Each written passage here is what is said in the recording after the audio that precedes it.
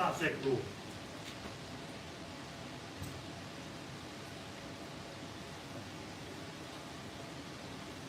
Hey, John Wilburn, how's it going, buddy?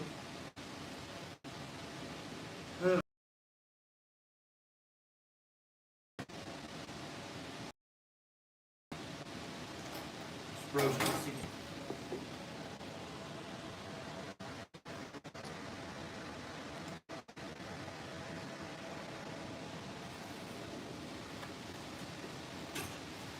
all right. John 1 and John 2. Hey, Brian from Lunar Outlaw. How's it going? Yes, sir. It's good to be live. It's good to be alive. Turn this down. So, can everybody hear me okay? I've got more of a delay on my pad than I normally have.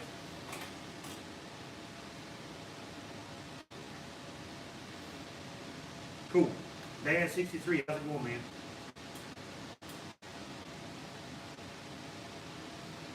Yeah, John Wilburn, the night I did the live with you, I felt like I was dying the whole time. I felt awful that night. My blood pressure was up. Just didn't feel good, which I was fine doing the live, but I was going to feel good whether I was live on your channel or if I was laying on the couch. So I was going to feel bad either way. Might as well have fun.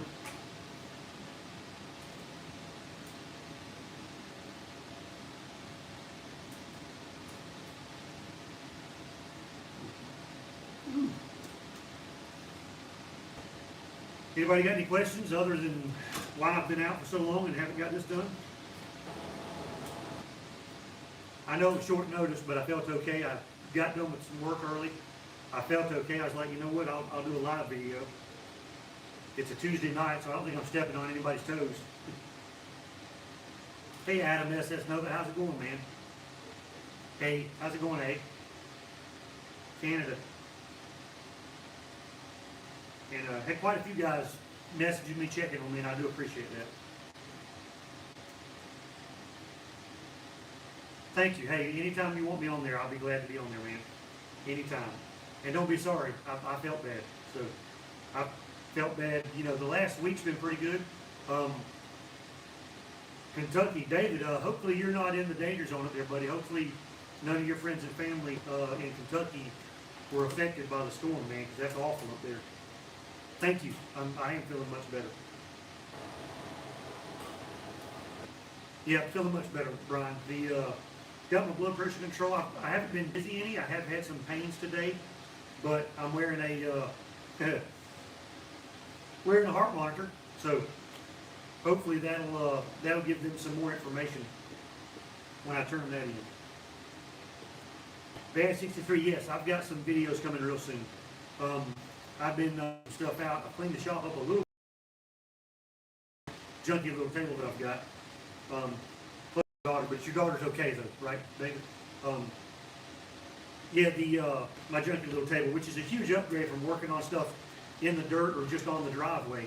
But you know, I'm sure it's painful to watch me work on stuff on this rickety table. So I built me a nice, sturdy wooden table to build stuff on. The height is better. You know, it's bigger. I can spread more stuff out. That's what I got to be careful. I got to be careful that I don't put a ton of stuff on this table. My buddy Steve was telling me, he was messaging me last night, and he was telling me his problem is that he builds a table and puts it in the shop. He covers it up with stuff and it stays there, which is kind of why this is taking so long. And also why I'll use this, because the workbench back there and my other bench are both covered with junk. Hey, number one, yeah, you're early compared to most of the time you're on. Everything quacks. Back seat out of for 72 Nova. Anything from a 68 to a 74 two-door, as long as it's not a 73, 74 hatchback, the back seat will work in your 72. Now, a four-door back seat will fit, but it would be wrong. The side of the seat on a two-door, it's squared off, and on a four-door, it's rounded, so you've got more room to get your legs in. And just do I can't think of the word, you know what I'm talking, elaboration, that's the word. No, but I do have a transmission jack, so I've got a lift, I'm gonna get a lift one day.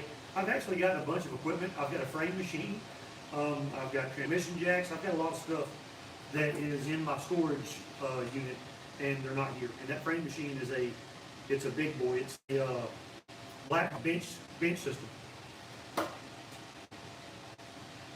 If I had to buy a Mopar, honestly, me and my buddy Craig went and looked at a Mopar, Brian.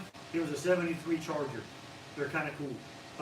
I almost bought a 71 Satellite when I was in high school, but the front end was shot, and I didn't know enough, and my dad didn't know enough about Mopars or front ends to be doing all that stuff, and you know, so we got an estimate on, the car was going to be $300, and all it needed was the front end rebuilt, and I think it had like 100,000 miles on it or something. But I almost bought that one, so I kind of dig that big body. I think it was a 71 Satellite, but anyways, it's pretty much the same body. Your car is pretty cool. I like that. I would also like a the 65 or 66, or is it 67 and 66? Not the CUDA. The gauges. Can't think of the name right now. My brain's not acting right. Or a 70 Dart like Craig's got. I'd like one of those.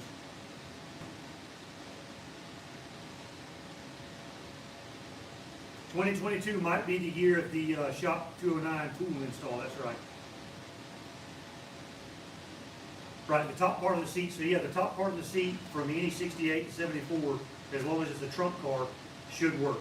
And there may be some subtle differences on the four-door top part of the seat, but I'm not certain there are. I know the bottom is a little different. Cool, yeah, Brian, we'll do that. We'll do that. 75 hatchback. My best friend John, his name's John also, kind of weird, but and the funny thing is, if he had a shop, it'd be Shop 309, because my best friend growing up, I lived at 209, which is where the Shop 209 came from. My street address was 209. He lived down the street at 309. They were both named John. So some of our get-togethers, our family would call us John 209 and John 309. And then later on, it became just going by last names. But he had a 76 Nova. I'm answering Drew Tillman's question.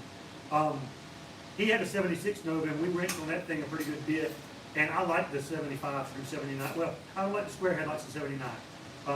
But I like the body style, the 75 through 79 Novas. I'd like to have one day. Oh man. I'd love to have a pretty good, what year Ventura is it?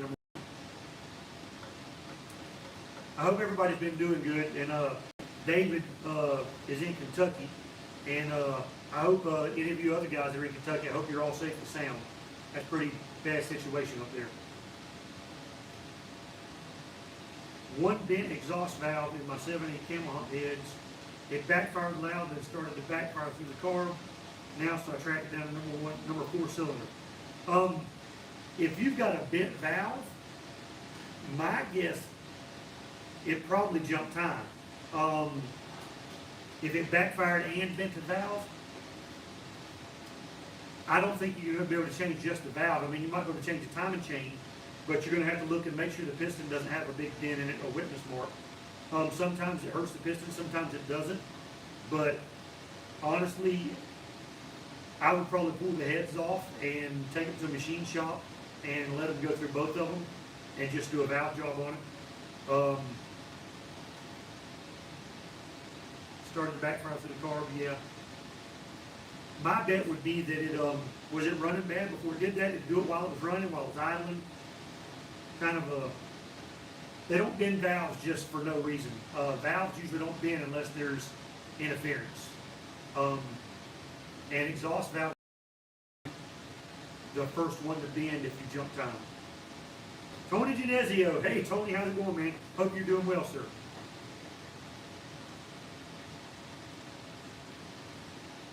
I mean, you're going to have to pull the head off anyway to get the valve out. So I think that I would pull both heads off, and then make sure you don't have a lot of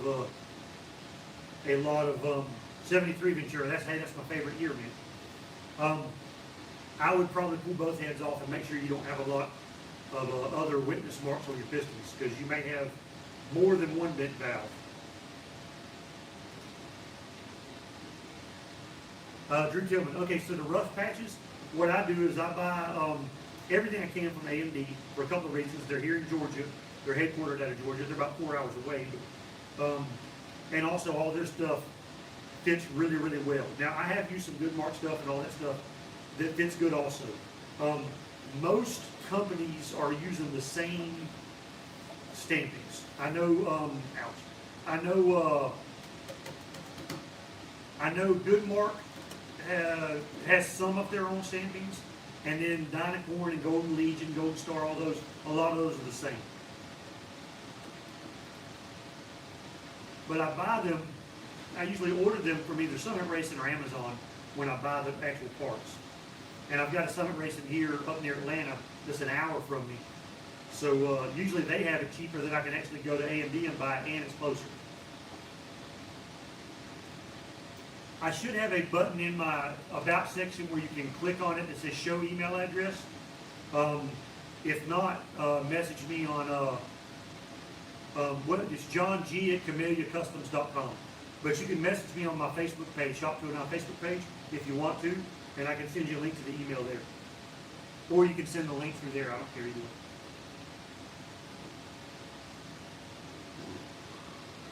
Sorry, I had a lot of gas tonight.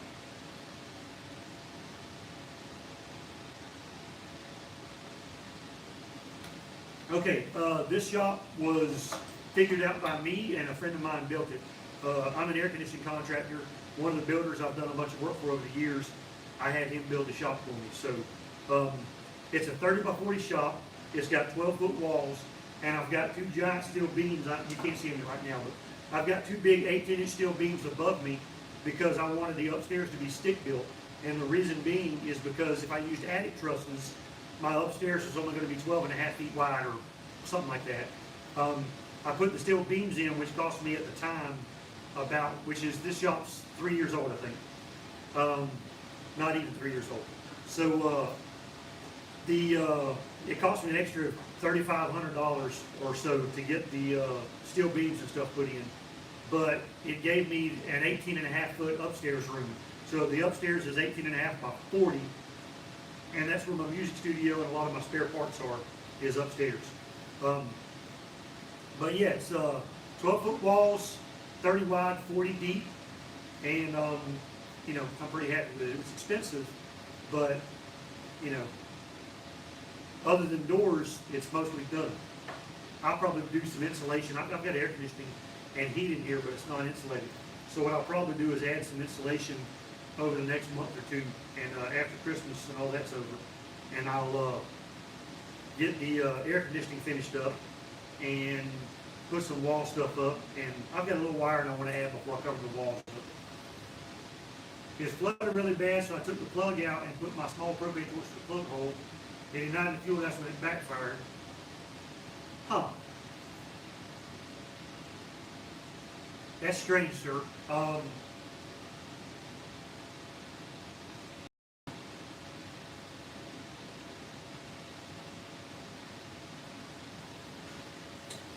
I would not be certain that the valve is bent, but it could be.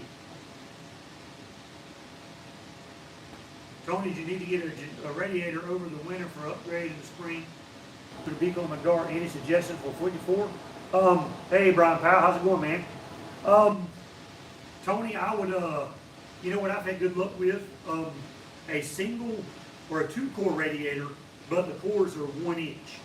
And you get more surface area and better dissipation from those. And I'm not certain that the brand matters so much as long as it's a quality brand.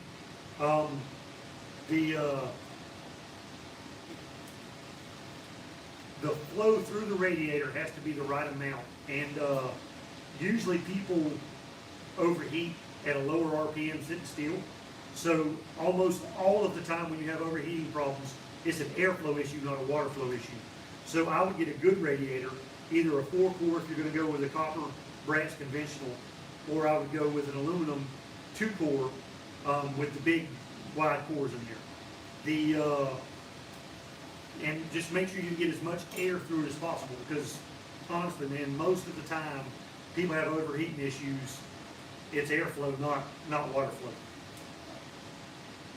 Sean Krieger, how much material was used for your tip over jig roughly? I think I used less than a whole sheet of plywood, and I had some 3/4 inch birch is what I used because I already had it left over from a project. And then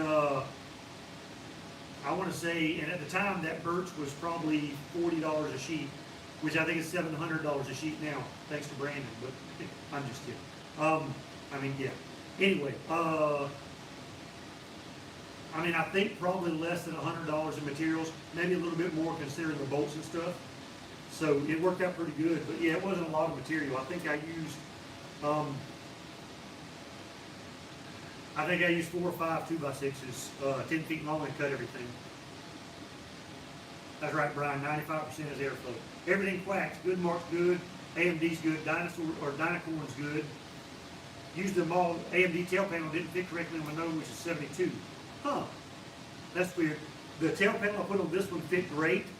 The tail panel on the 69 that I'm still not done with yet, and I know a ton of people are waiting for that video. The tail panel on that one did not fit as good, but that car had been rear-ended, so I'm not certain it was an AMD problem. But now the 73, 74 tail panels, all of them on the driver's side, right above the tail light, it's bent in. The passenger side is correct. The driver's side, they're shaped different. They're cattywampus. So Adam took the valve cover off. See the exhaust valve not closing all the way now. I'm in the process of pulling the head. I'll let you know. Yes, sir. I'm not sure. That's kind of a weird issue. I'm wondering if you didn't have a bent valve or something else go wrong before it started fouling, and that's when it started fouling.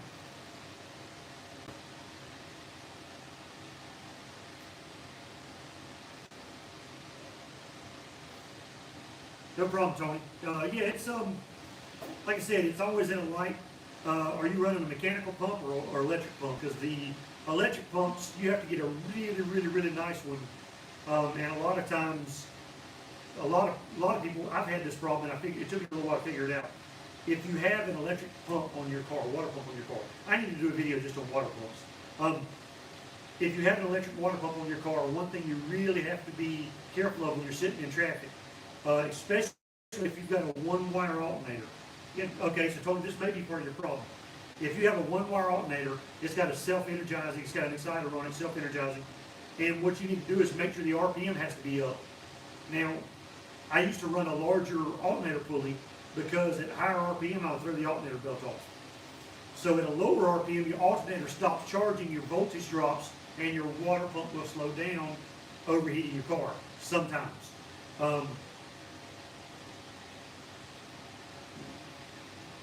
I'm sorry, guys. That's rude, but I'm dying of here. I'm Mexican for dinner. I'm paying for it. And we're hoping some of this I got going on is gastro problems causing chest pains and stuff like that. So we're hoping. Keep and upgrade any of the inline sixes in the cars you get. I haven't had a car with an inline six in it in a long time. I want to build an inline six car, kinda. I kind of went over that on John Wilbur's channel.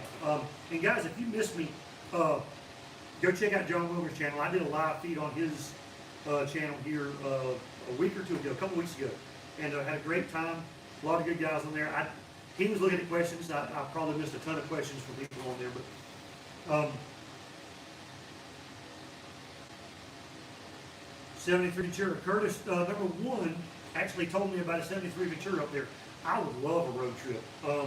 Especially to Canada. I've never been to Canada. And I'm not sure Canadian geography.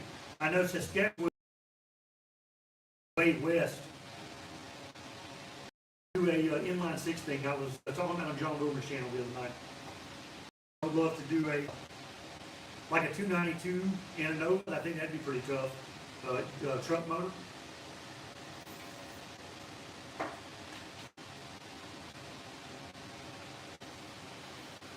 That's right.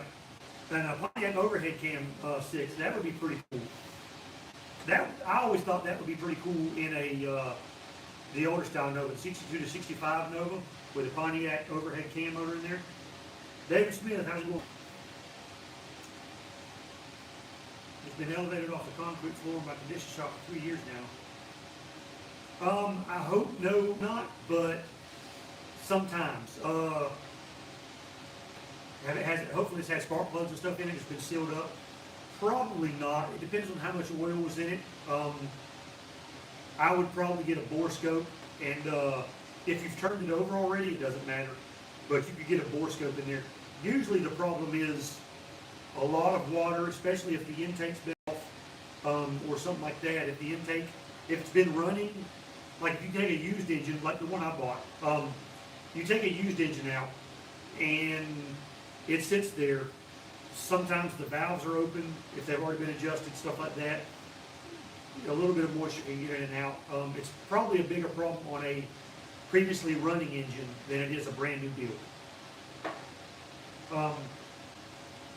I would buy one of those little iPhone bore scopes. And guys, I don't know how long I'll be on. I need to keep an eye on my phone. I don't want it to die. So I may take my charger, plug it into the phone in just a minute. Yeah, 292 with a turbo, Brian. That's kind of 383 and an LS1. I haven't had an LS swap yet. I plan on doing one of these cars. I've got a bunch of projects planned, and LS swap is one of them. Right now, a LS motor around here, whether it's 4.8, 5.3, 6.0, they're hard to find and they're not cheap. I know some of you guys have an abundance of them, but everybody's bought them up around here. They don't last long, so, or they want too much for them. But I've got a 383 I'm going to build. I've got the rods and the crank. I don't have the pistons yet. I've got a block I'm going to use, so that's going to happen, but not anytime soon. I've also got a big block project coming up.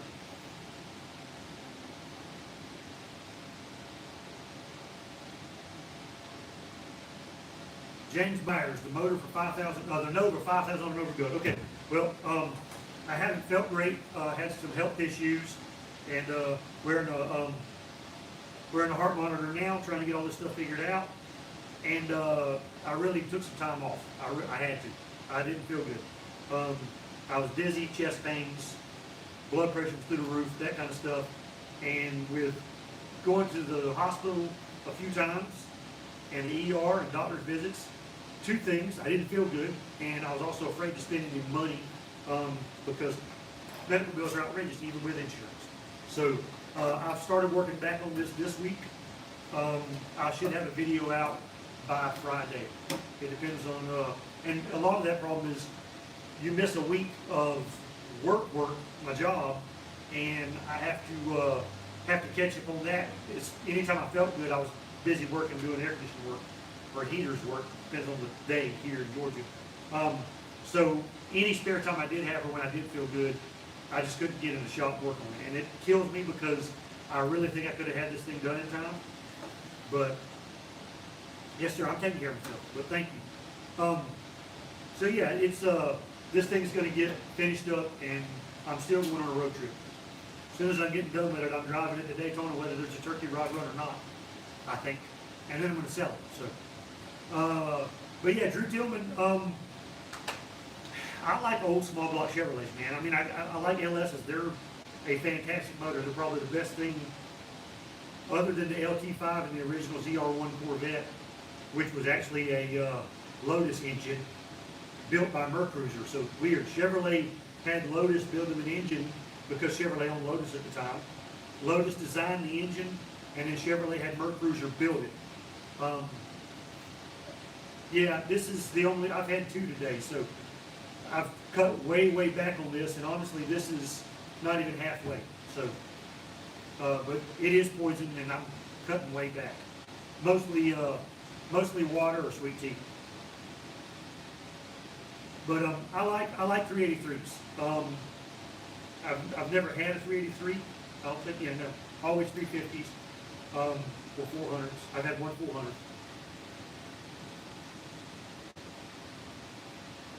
Yep. But yeah, man, Curtis, a road trip from Canada, man, it would be that would be awesome. And you know what I wish? I wish I never started drinking this, but I wish they had a caffeine-free Mountain Dew that wasn't also diet. Bigfoots and Mopars. I bet you like the other kind of 383, huh? Post balls. New model vehicle rear seats that will fit. Okay, I have seen a few guys take some 93 to 90 or 2002 Camaro Trans Am seats and make the rear fit. I haven't seen one up close in person, but there are some new seats. I've got an idea to make some Camaro seats fit in this one. So I've got the two red seats that I bought at the swap meet. I've got this big seat that I got from Mr. Ronnie, and I need to email him. I haven't heard from him. I need to check with him. But if I really like this seat, and if I'm going to sell this car, I may keep this seat. And what I may do is put the two red bucket seats from a Camaro in here with some brackets I make. And then I thought about taking a rear seat out of a second-gen Camaro and carpeting the tunnel and putting a rear seat in the back and making a divider. So basically have Camaro seat in the back of that second-gen Camaro seat. Canadian Mountain Dew has less caffeine. That's interesting. I guess it's a regulation. That's pretty cool. I just need to stop drinking. The sugar's not good for me either. Neither is Mexican. But yeah, the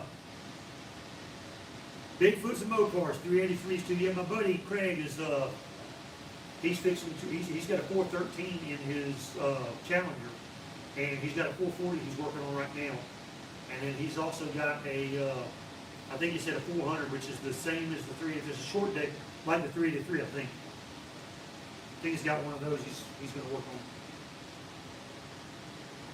on. I put rack and pinion on one for someone else, but it was several years ago. And I'll be honest with you, the kit we put on there was a, hey, Ronnie, you are there. Hey, man, good to see you, bud. The rack and pinion kit we put on that car for my buddy was it was ill. It didn't handle right. The turning radius wasn't good. Maybe we did it wrong, but I don't think so. It was, and I can't remember the name of the company. And I know they're not around anymore because I looked for them a couple of years later.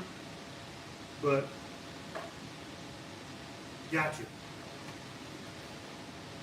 Gotcha, number one.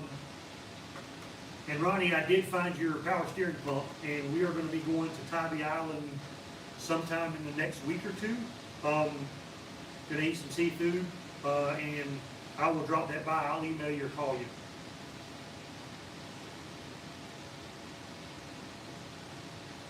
All right, Bigfoot's and Mopar. So it's a 400 stroke to 500 cubic inches. That's pretty cool.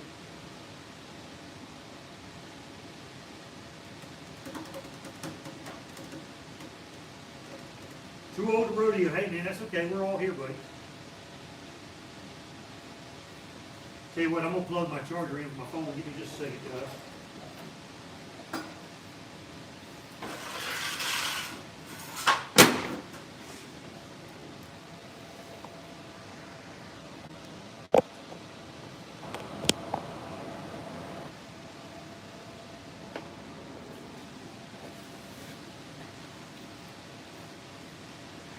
All right. I don't want to freeze it up on me. All right, cool, number one. Thank you. I'll check that in just a few minutes. Yeah, and I've got Travis, I think, Brian. I've got a couple of parts I've got to ship out. Working today's the first day I've been off before 6 o'clock in a couple of weeks when I was able to work.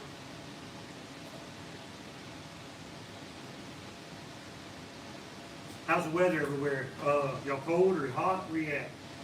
I know Canada, you're cold. Where anybody much farther north than here is pretty cold. I think it's going to be 34 here tonight, so it's not bad. It's 68 degrees in here because I've got the heat on.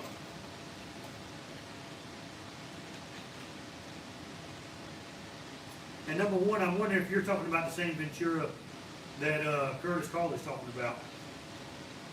20 degrees in Idaho, 55 today in Ohio. Man, that's pretty warm. Zebulon, they were in Perry, Modog 07. You're not too far from me. You're in, what is that, Pike County? Yes, new workbench. Had a few complaints about my junky, rickety little table here, and that's okay. I'm not. So Timothy, if you're watching, your criticism does not bother me because you're fairly nice about it. But yeah, it's painful to watch, and it's somebody else also. It's painful to watch me work on this junk. But since I wasn't trying to get something done, I had time to go to workbench. First car was almost a Ventura, but the guy wrecked it before you come up with the money when I was 15. Oh man, that sucks. Yeah, I had a chance several years ago. I went on a service call to a guy's house, and he had a 73 Ventura in the driveway. It had a 12-bolt rear in it. It had a turbo 400 with a J&W Ultra belt, or no, whatever the Ultra belts that you cut off the front. Okay, y'all can't see this, but there's a comment here that's been held for review. And post falls, your comment was withheld because, well, I'm just going to read the comment and y'all can figure out why YouTube may have decided it needed to be held. He says, can I reuse the tranny cross member for an LS swap with a 4L65, or do I have to fab something? And I guess tranny being the word that triggered that, so stupid. Anyway, the tranny cross member for an LS swap, I don't know. The 4L60, I think, is, I don't know. I think the 4L60 and the 700R4 use the same, roughly the same distance, and I think the 65 is the same as the 4L60 physical size, I think. But I'm wondering if, probably not. You probably have to make something. I don't. I'm trying to think, but I don't know. I've got a 4L60 that I'm going to build for my blue car because I want overdrive and it doesn't make a bunch of power, so I'm not going to tear it up.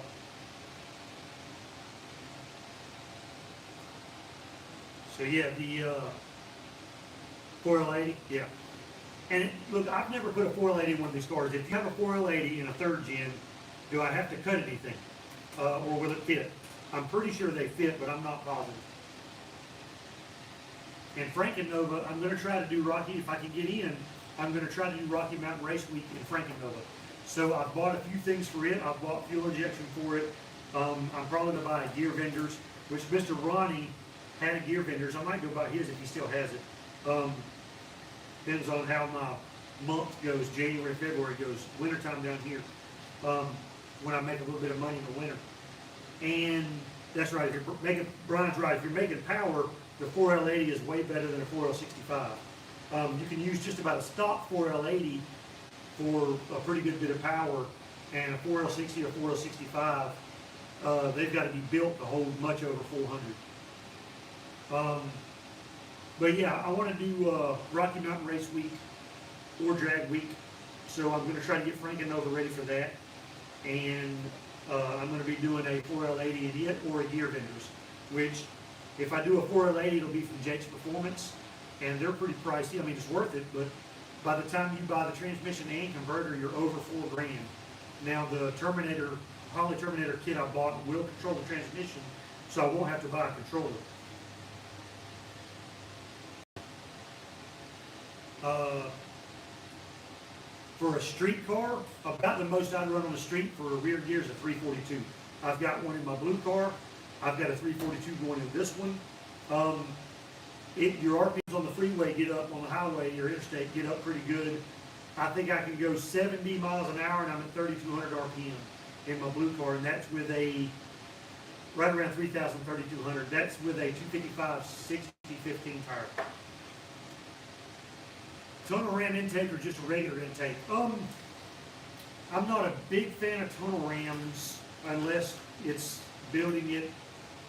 If you're building an old school cool car, a tunnel ram, I might do one day. I thought about buying my buddy Brian's tunnel ram. He's got a tunnel ram for sale. I think he might still have it for sale. But it's a single carb, and I'm really, really itching for the twin carb setup. Even though it's way more pain in the butt. I thought about buying his and then putting injectors in the bottom and putting the throttle body on top, so I'd have a single carb tunnel ram look with fuel injection. But yeah, he's still got it. So 373, yeah, he's 373 to 71, but he's doing an overdrive, I think. Yeah, the Crush Camaro, yeah, Danny Lee. So I've got a giant collection of car magazines. I'm going to do a video of some of those magazines here very soon. I've got the original issue of Hot Rod or Carcraft, whichever one it came out in, where they bought the Crusher Camaro during the cash for clunkers or whatever they were going to do back in the 90s when Clinton was president, and they were going to give everyone a bunch of tax credits or just outright buying the cars. And a lot of people were crushing cars, driving them. This guy was driving that Camaro up to the line to sell it for scrap. And there were several cars in the line, if I remember correctly, the magazine article, where they were trying to buy them from people, and some of them would sell, and some of them wouldn't. Some of them, I can't remember if they bought it for $1,200 or if they gave the guy more. I can't remember where the money was coming from. But I was 4x4s. Hey John, how's it going? Input on the FI Tech or Fi Tech, I'm not sure how you say it, EFI kit. So the shop I used to work at, they had one there that a customer had installed on his truck, couldn't get it running, not right, and it wouldn't run right. So I went and looked at it one day while I was up there just hanging out. With my Holly Terminator and stuff like that, and I didn't like the controller at all. It compared to my Holly Terminator, the 3.5 inch the screen, the Holly's way better. And I know I know two people. One good friend of mine has FI fuel injection on his. He's got a late 80s square body, mid 80s square body Chevrolet. And he put it on there and said zero trouble with it. I know a couple other people that have had to send theirs back and get it replaced. So I'm not going to say it's a bad product or something like that, but there's not a giant price difference between a Holly X-Max, or not the Max, a Holly Stealth, Terminator Stealth, which is around $1,600, $1,700, I think, or the FI Tech. There's not a giant price difference. There's a difference. The Holly's more expensive, but I would probably go with the Holly. And I don't like the Holly Sniper. Might be a fine product. I'm weary about the computer, which is the problem. Same problem with the FI Tech. I don't like the computer being on the throttle body.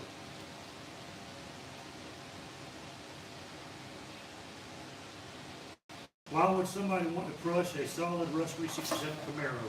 Well, in 1998, they just weren't that expensive, and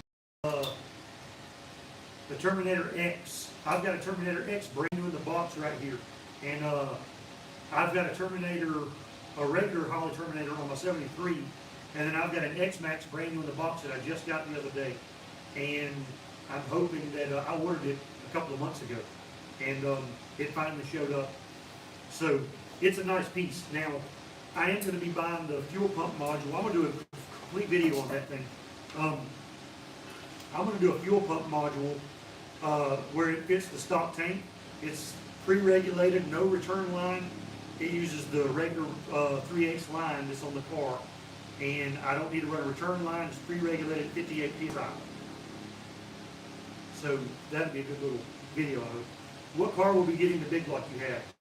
It's a 454, and it's going to have the peanut port heads on it, flat cabinet cam, and it's probably going in this 69 back here. I'm not sure because I kind of want to do some drag racing with it, and this has turned into a full-blown restoration, kind of, and I don't know that I would do any drag racing with it. So I don't know. I've got 4 more cars to work on. So I've got a 72 that's extremely rough. I might do that one, and I've also got a 71. So yeah, so Hot Rods and 4x4s, y'all check out his channel. He's got a little bit of everything going on there. And he put a Terminator X Max on his square body. And I think you did, that's my channel's mixed up, so if that's not you, I'm sorry. Tony Genesi. Yeah, okay, so so my deal with frame ties, the bolt-in subframe connectors, the reason I like those is because the welded subframe connectors are made to go through the footwell of the rear floor. So you have to cut a big notch in there and then weld it, which is not a big problem for most people. Most people don't use the back seat unless you get a drive-in theater. Just kidding, maybe. But, and then a big thing, my old 71 I put the bolt-in connectors and then welded it in the front. So that worked out pretty good. The 3 bolts, your 3 bolts that hold your front spring perch in, when you take those out, there's a very good chance you're going to break the J bolts and spring clips, the J nuts that go in there. So I would order some first and be ready to change those. And the reproduction ones do not fit as well as the factory ones, so there might be at a little bit of an angle. So you might need a little bit longer bolt than your factory bolts to bolt those back in so you can get it started. And also, depending on the way the bolt is going in, this is in one of my videos. In the videos where I'm doing subframe connectors on Frankenova, I believe, or where I'm putting, okay, I can't remember, dang it, it's been a while. Okay, so either on my 73 where I'm doing the lowering springs, matter of fact, that is it. My 73 Nova, I lowered the back of that car with some Hotchkiss Sport Springs. And the subframe connectors hit something on that perch, and I can't remember what it is. But you have to watch out for the fit of that perch around the subframe connector because it doesn't want to pull up all the way, I think. Joe Harrington, I'm glad to see me doing a live chat too, sir. Hope you're doing well. Favorite factory Nova color? My favorite. Yours is butternut yellow, garnet red with black on top, Mediterranean blue. All right, so I like the, what's the blue color they call it? My brain's not working at night. Marina blue, in which I think the Mediterranean blue is probably really close to the same thing. I like that. I wouldn't say it's my favorite. My favorite, I like blue Novas. Now,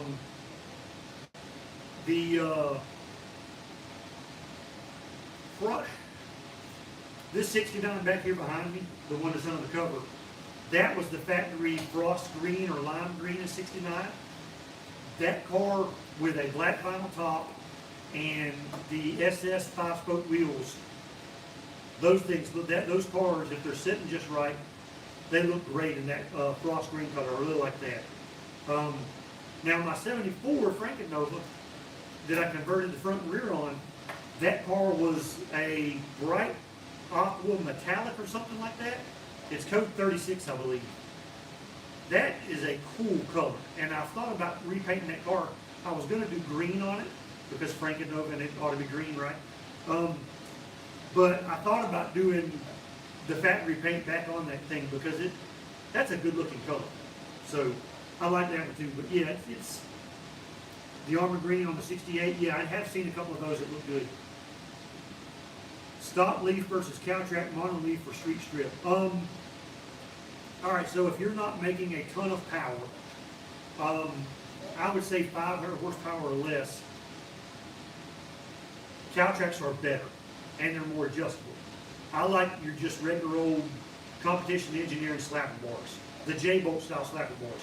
I like those. Now, I'm not saying they're better, but they're 250 bucks. They work well on a multi-leaf. If you've got mono-leaf, or you're making a lot of power, the cow tracks can't be beat. I mean, and I've never had the slide links from competition engineering. So they may be wonderful, but I don't know enough about them. I've seen cars, people that I know have had the slapper bars, the competition engineering slapper bars on their car running down in the low 9s and the 8s. So they'll work quite a ways. Now, that car might have been a tenth or two quicker with cow tracks, at least in the 60 foot, but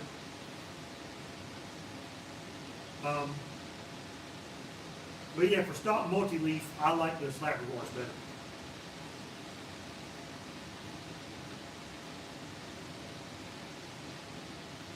Which relocation kit would you recommend? I haven't seen, I think Cowtrack makes a kit, probably that one, just because most of the stuff that they're doing, Calvert Racing is doing, is geared towards drag racing, so it's probably going to have to put up with a little more abuse. The Performance Online kit that I've seen, a lot of people have those broken. They look kind of flimsy. The biggest thing I don't like with any of the shop relocation kits, which is why I made my own, and I thought about buying a plasma CNC machine, or having a fabrication shop make a bunch of those and selling them. But the reason I don't like it is because if you read a bunch of white papers on shops and shop travel, for any type of street car, you need, I think, 2 inches of compression and 3 inches of rebound, or the other way around, I can't remember at the moment. And most of those kits, because they're mounting it on the frame rails below the trunk floor, and you're using the stock shock brackets on the bottom, you're shortening the shop, and they don't make a shop that'll fit those that has enough travel. So I think even with the Calvert kit, and I may be wrong, so please don't no hate mail from Calvert, but I know the POL kit, you have very little compression left in the shop, and they're also at an angle. And I think QA1 recommends for any type of shop, straight up and down, behind the rear axle is preferred. And I know that your body roll and your shop effectiveness, the angle matters, because if it's narrower at the top, your leverage changes from the center axis with the body roll. I can't put into words what I'm thinking in my head. Maybe y'all understand. But I would probably say that as far as strength, anything from Detroit Speed, Ride Tech, any of those guys, if they make a shop relocation kit that uses regular shocks, that kind of stuff is going to be better than something that is less engineered.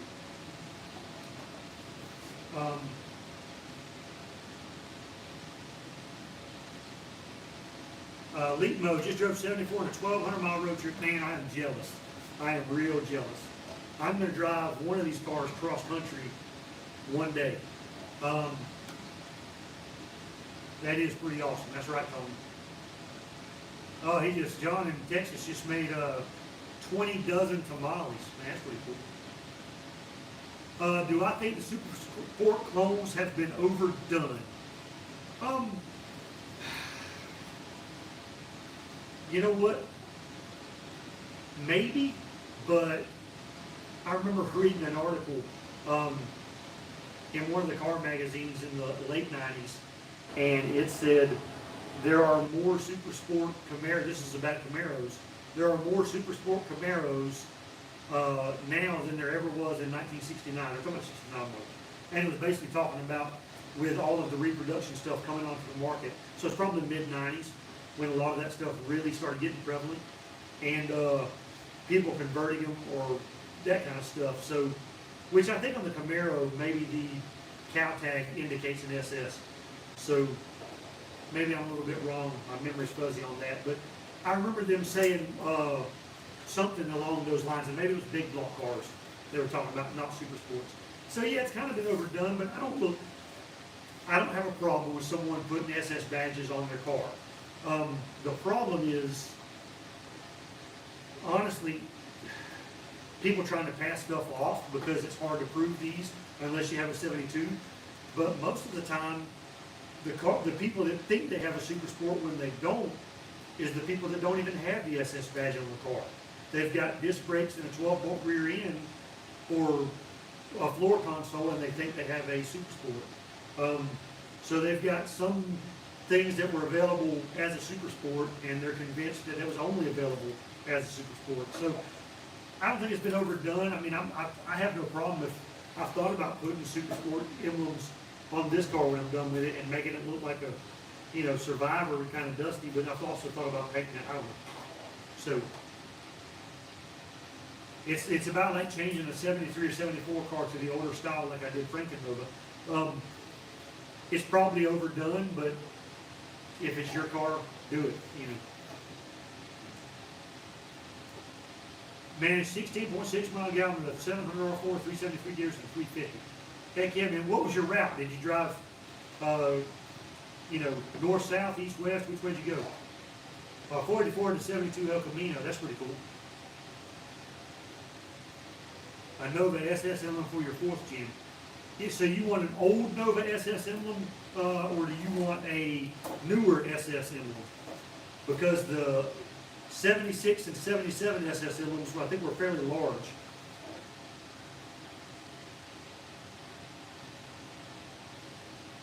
Sean Krieger, I refuse to put an SS emblems on my 68 because none is rare. I'm confused. East-west through Nebraska. Yeah, Nebraska is about 1,200 miles wide. I'm just kidding. It's oh, no BS emblem. Gotcha. Yeah, Nebraska is about 600 miles wide, and there's 4 exits. You got Lincoln and Kearney, and that's it, right? Yeah. East-west of Nebraska. But yeah, I mean, most of my stuff, I don't know if I've ever had SS emblems on one of my cars, and I've never owned I don't think I've ever owned a real SS. If I have, I didn't know it because it was already stripped down when I got it.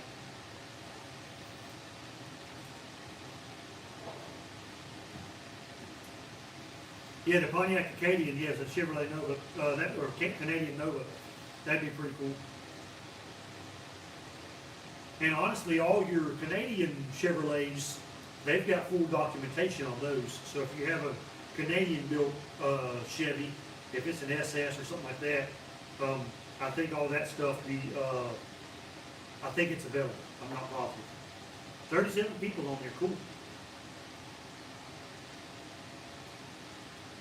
How long have we been on here? I don't know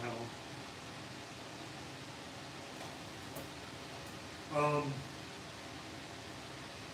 Yeah, I want to do a road trip across country now. Route 50, Route 50, whatever, which goes, I think, from Maryland to California. The loneliest road, that would be pretty cool. You're right, Tony. Everybody wants to be the lucky dude that finds out, oh, it's a real SS. But, sadly, it's just, hopes and dreams. That's right. The Pontiac Beaumont is a version of the Chevelle. That's right. I never named a car before either. With the YouTube channel, the Frankenova thing kind of stuck. I used to hate naming cars, and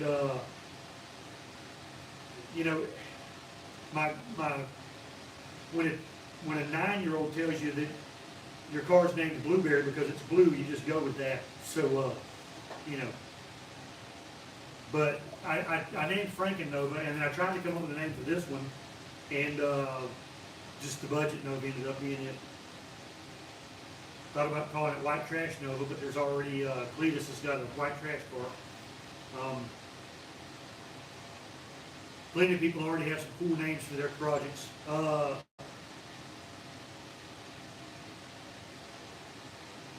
That's right, Sean.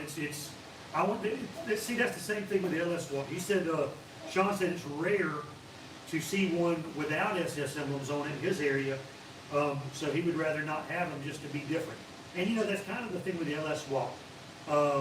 That's why with Frankenova, number one, I've got a bunch of small blocks laying around. So I figured, you know, be different and go with a, you know, first gen small block instead of doing the LS Walk. I wanted to be different.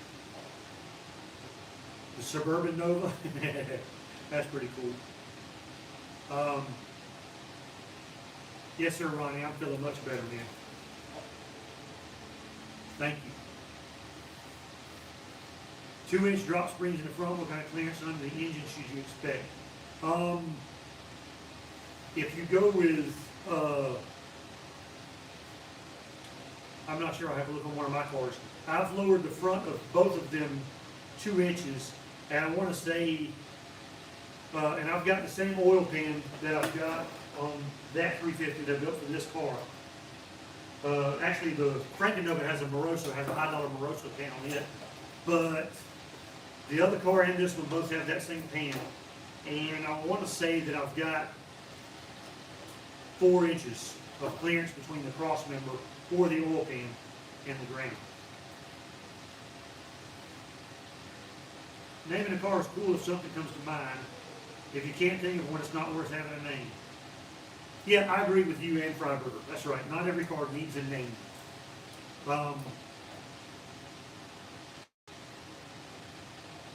That's right. Seth 70. I can't say that without a lift, dude. Seth 70. Let's just go with that. You did that on purpose, didn't you? He says, I don't really get giddy about some models, like taking them, changing them, making them mine, and have a rare car because that hurts someone's feelings, change it up. I agree. You know, that's the whole spirit of hot rodding. You buy a car and make it yours, modify it, not just for speed, but for appearance also. And, you know, that's the spirit of the whole thing. So I'm with you there. Out with the original Tommy Cook, outrigger motor, you know me, will not know if it's a SS. Mine shows all the signs of it's a dash, also mine stuff factory fault. Yeah, and that's something that is I've never seen a non-SS car that did not have the exhaust plate on the passenger or driver's side frame grille. So, yeah, Seth, I figured that out. Yeah, Freiberger comes up with they come up with some fantastic names on roadkill and all that stuff. Between Finnegan and Freiberger, they come up with some just amazing names. I mean, Vanishing Paint, come on, that was brilliant. The Barbacuda, that's hilarious. And even Uncle Tony. Uncle Tony has come up with some pretty cool names for some of his cars, which the Junkyard Jet's not his, but Plan Z, I mean, he's got some cool names. I'm not that creative.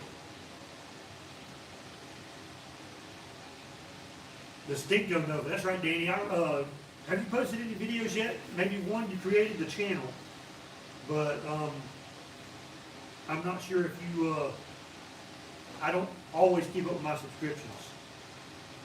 Now, I've been watching several things. I've been trying to keep up, catch up with Lunar Outlaw Garage. Y'all need to check him out, cool channel. I've been watching John Wildern's stuff. He just bought a Dart, I think. Boy, it's been sitting for a long time, and you couldn't even see it before he got to it. But yeah, him. I've been watching my buddy. I can't think of his channel name right now. But yeah, Bottle Rocket Tony. That's the other name that Uncle Tony's got in school. Ever installed a vintage air in a Nova? Yes, I have. Now, I installed a non-vintage air in my 73, everything except the compressor side. I when I was building that car, I wanted to get it was going to be winter time. I was trying to get it ready to drive to Daytona. Does that sound familiar?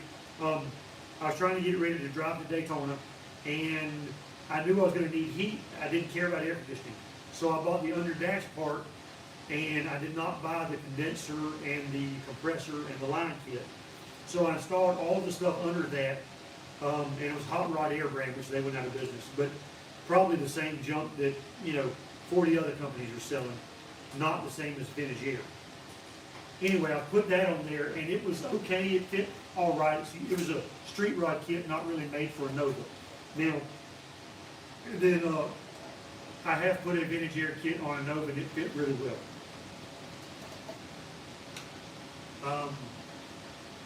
Danny Lee's going to be Mitsubishi, just waiting on parts. Man, ain't got the whole rest of us. Leapmo is going to install. Leapmo, do you have a channel? He's about to install vintage air on his once it shows up.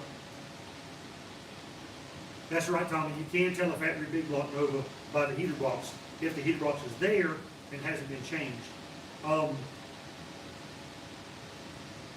Hey, number one, thank you, man. I'll get to your email here in just a little while. Thank you for getting there. And yeah, I'll drink more water. Thank you for looking out for me, buddy.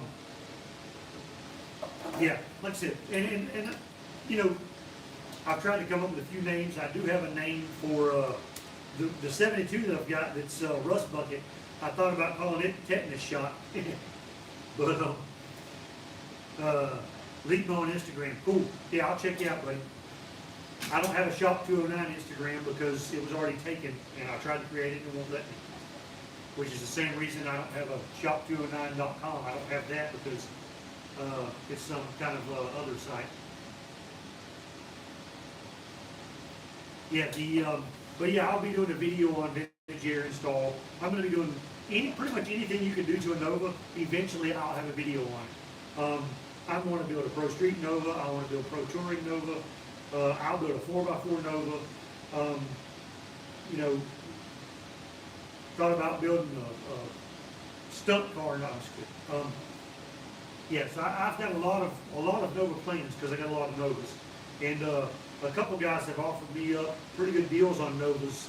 As soon as I get this one finished up and sold, I'm either going to spend that money on one of the other cars I got, which is the smart thing to do, or I'm going to buy another Project Nova and try to do something with that. So I've got to go back through some of my messages because a couple of guys have told me somebody was in Tennessee, I think, and they had a pretty good deal on a 4-link Nova, if he still got it.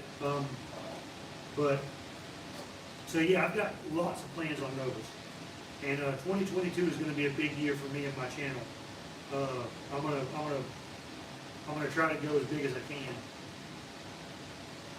The disgust thing, that's right, that was genius.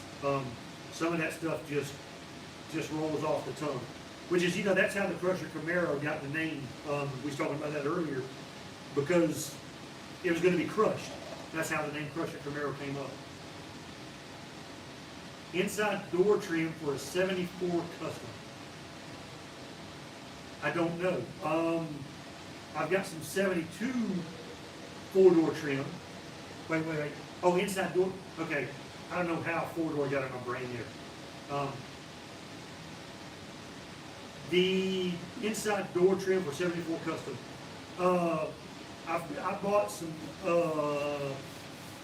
cell panels, but as far as door trim, what do you mean? Because it's all one piece. I mean, you've got the door handle, everything else on the door panel is one piece. A waste of time to upgrade to 8.2 10 bolt? No. 8.2 10 bolt is fine. It's kind of like a Saginaw 4-speed. If you're going to beat the snot out of it, you're probably going to break it. What kills an 8.2 10 bolt is a bunch of power and traction at the same time, or wheel hop. If you don't have traction bars on your car and you've got an 8.2 and you get into wheel hop, you're going to break it. Probably break the pinion, but if not, you're going to bust the carrier when it wheel hops. Your carrier is trying to pull away from your pinion, and what that does is it increases your clearance and it shreds the gears, or it breaks the pinion first. The 8.2 pinion is very small diameter. The 8.5 and the 12 bolt, there's no difference in the pinion. They're both the same size. They're a 30 spline pinion. But the 8.2, like I said, it's the ring gear diameter and the way it sits there. The height of the hypoid center, I think is what they call it. The hypoid center is different on the 8.2 because of the ring gear diameter, which is why a larger ring gear is usually a stronger rear end. But, and John Wilburn, me and him talked about this on his live feed. Like a 9-inch Ford is extremely strong rear end, but I think the high board center, the ring gear center to pinion is at a disadvantage drag-wise, I think. Parasitic loss-wise when we drag. But it's very strong.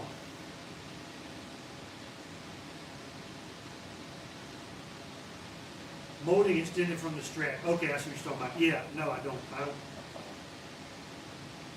This Nova will be for sale as soon as I'm done with it, probably in the next month. I've got a bunch of other Novas to build, and originally I was going to build this thing and use it as a project, just to keep building off of. But I've got so many of these cars, and I would like to use it as kind of a project bed, but I'll probably just sell it. And I'm going to be completely honest with whoever I buy it from. You're going to have all the videos of all the work I've done to it, and all the works are going to show. So I might paint it before I sell it. At the very least, I might primer it unless someone wants it and they want to keep it with this. I wouldn't call it patina, but this very unique automotive finish. Let's call it that. Spider gears forced their way through keeper pin. Yeah, and I've seen keeper pins busting carrier too, that's right.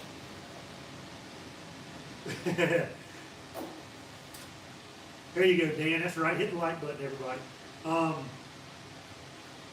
The gold car, a Camaro or Trans Am. That is my wife's Camaro. It's a 78 Camaro. She bought it brand new.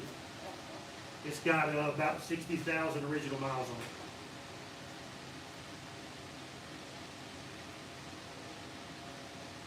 Danny Boy loves the 68, 72 Novas. Cool, man. Me too.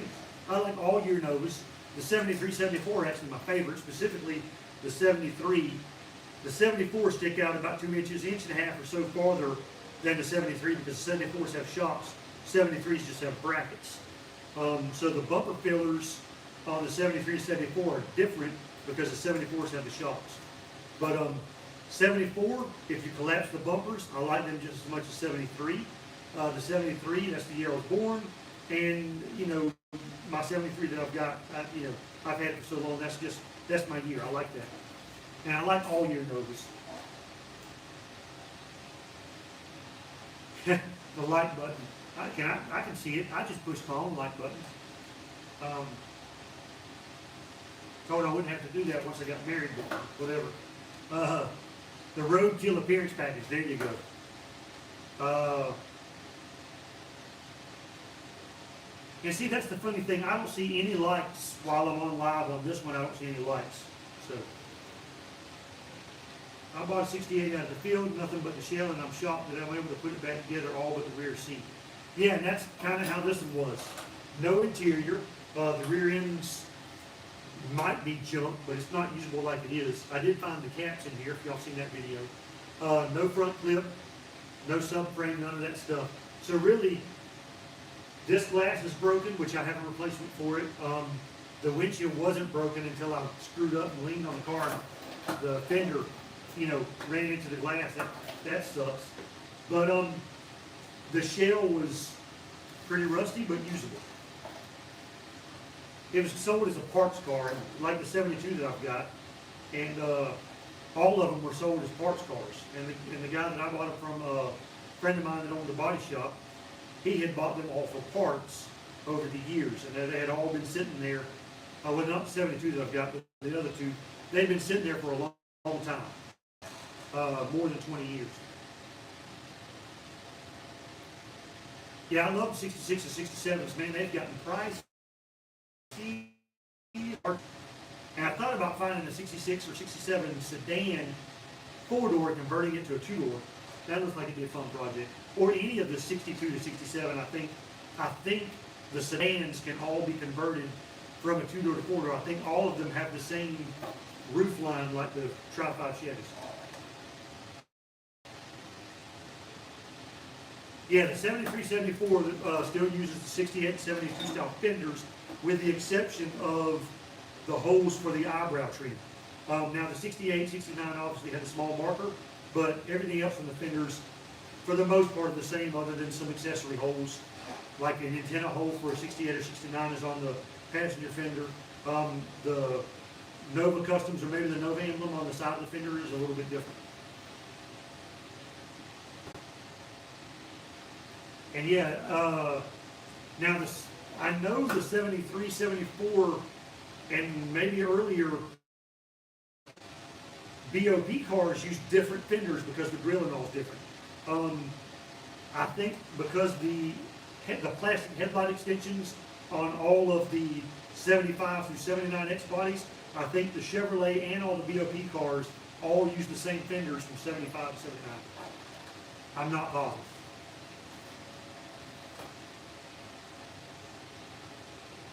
And honestly, the resale value of the 75 and up cars is getting high enough to where you can get one of those, and if you can get into the car right, you won't lose money as soon as anytime you sell it, as long as you do something to make it better.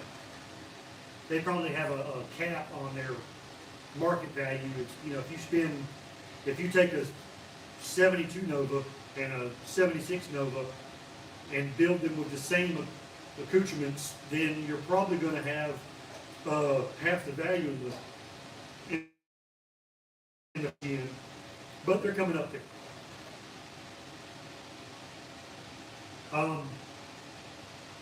Let's see. Did I miss something? I feel like I looked at a question and was going to answer it, and I sidetracked myself. Let me hook my charger back up to my pad. I didn't think I was going to go live tonight, so I wasn't fully charged and ready.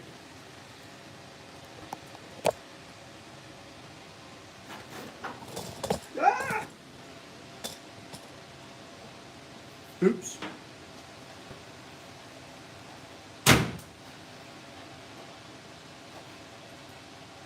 Okay.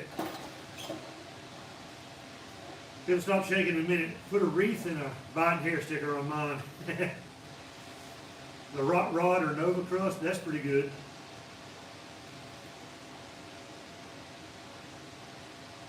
Yeah,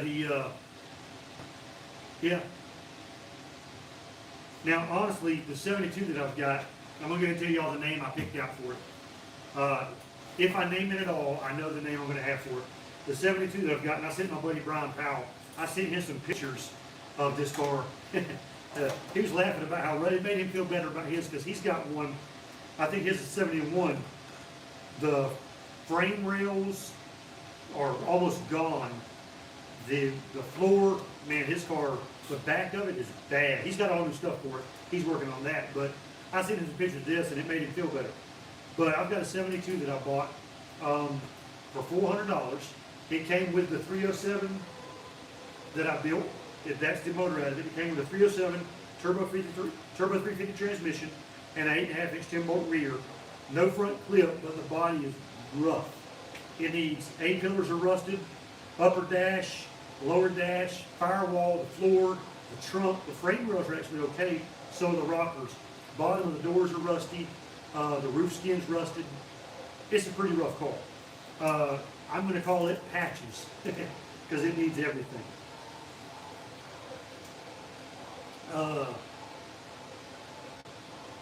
Do I have a floor shifter preference? Yes. My buddy Tony Genezio sent me a floor shifter that I'm going to use in this car, and it's a B&M Pro Stick. That is my favorite floor shifter. Now, the reverse lockout is 2 hands, so if you don't like that, then you're not going to like that shifter. The B&M Mega Shifter is also a good shifter. I like the Z-Gate. It's a cheap shifter, and actually AutoZone had them on sale on their website. Somebody in one of the Nova groups posted, and this was last year, said these things are on sale for like $79 or $69. I bought 2 of them. I've got them brand new in the box. So I thought that was pretty cool. But the B&M Pro Stick's my favorite all-time shifter. I like the Mega Shifter also. If you're drag racing, it's hard to beat a Cheetah shifter.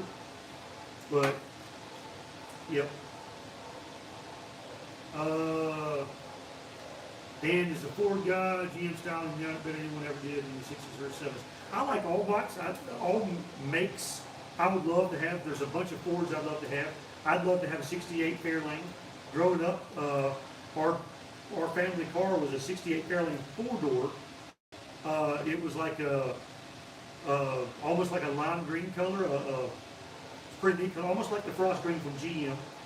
It had a 302 in it, which it should have had a 289, but it had a 302. Maybe it was a year early. Can't remember. I think whatever engine it was supposed to have in it, it ended up with a fairly rare option. It wasn't valuable, but it was rare. Yes, that car is fairly rusty. If I have a Chevy 350, Justin White, if I have a Chevy 350 motor, board 60 over, will I be able to drive it more than 20 miles? Absolutely. It is a myth that 60 over will overheat. Now, I'm not saying that 60 over isn't that big of a deal. If you start putting a bunch of boost to it or nitrous, 60 over might be a problem, but I've got a sonic testing gauge, and I mic the 60 over block that I've got, and I've got 120 thousandths wall thickness on the thrust side of that block, the major thrust side. I've got I think it was 124 thousandths wall thickness on the major thrust side, which is where it matters. Now, if you bore a cylinder from 30 over to 60 over, you're cutting 15 out of each side. So you're making a 15 thousandths cut, not a 30 thousandths cut. And that gives you a total diameter change of 30 thousandths, because when it goes around, you're cutting 15 off each side. So you're telling me that the difference between a 30 over block overheating and a 60, or not overheating, and a 60 over block overheating is 15 thousandths difference in wall thickness. That's a bunch of crap. So, and I'm not saying you're saying that. A lot of people say that 60 over, it's just not that big a deal. Now, on a small block 400, you've got limited wall thickness, and you're probably going to try to be making a lot of power. So yeah, on a small block, and with the Siamese bore, on a small block 400, it's a much bigger deal. But on a 350, I've seen them 80 over and not have any issues. Now, if you've got one that's got a lot of core shift, you may have one cylinder that's putting a bunch of heat into the block. Maybe you've got a real thin wall somewhere at 70 or 80 thousandths. But anything over 100 thousandths is probably completely acceptable for street use, definitely. And then as far as high performance use, I would say anything over 120 to 125 thousandths wall thickness, you're probably going to be fine, unless you're really just spinning the crap out of it or got a ton of compression or boost or something.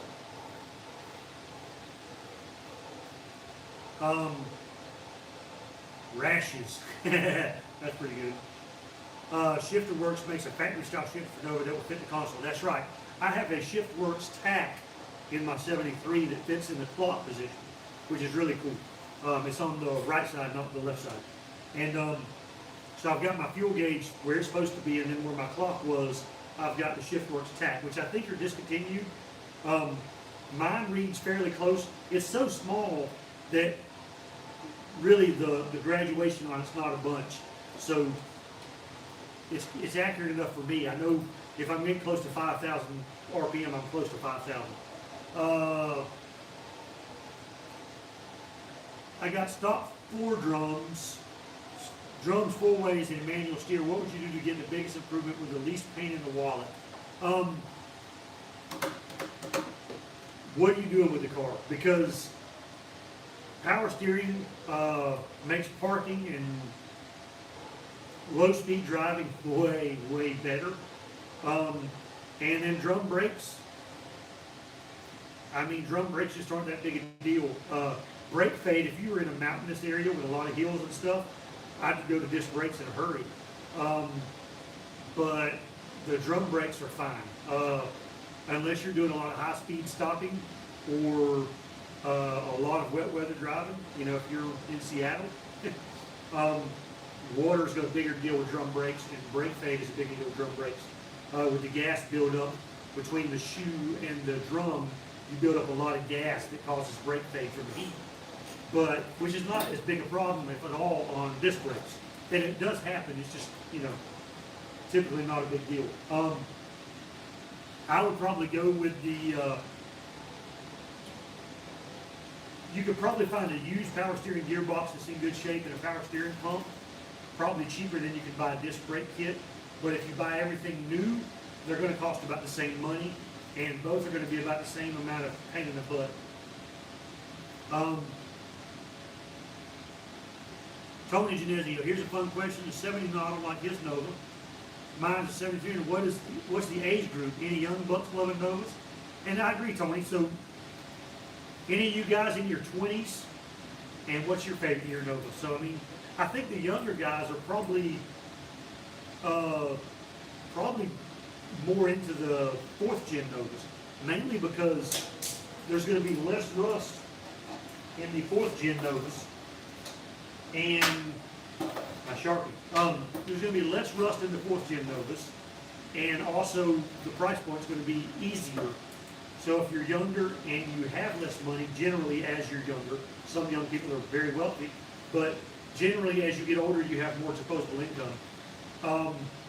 So I would bet younger people are more into the later cars, mostly because of a financial issue and rust issue. Novas had a reputation when I was in high school. If you had a Nova, you partied. Yeah, party in the back. That's right. Yeah, the 4-core should help you cool. Like I said earlier to Tony, if you buy an aluminum, the 2-core radiators with the large cores, the wider cores, those also work well. It's either going to work or it ain't the Raj. Should make that 307 a stroker. Yeah, they had pretty thick cylinder walls.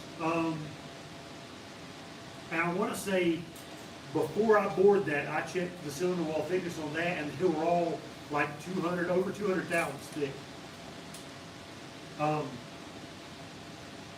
But I like 307s as 307s. You stroke it, it just becomes and then you buy custom pistons already. So, Leapmo, his 70-year-4 is 5 years older than him. There you go. John from Hot Rods 4x4s, he's 56, 7 years older than his car, and he's almost 7 years older than me. Wanted to see what happens when you do a 307 stroker job to a Power Pack 283. Yeah, I mean, the deal with the Power Pack 283s, I think they were the 283 was the first engine, I believe, to have 1 horsepower per cubic inch, or something like that. But yeah, I mean, all the 307 cranks, you'd have to have a 320, a small journal 327 crank in a 283 block would be a 307.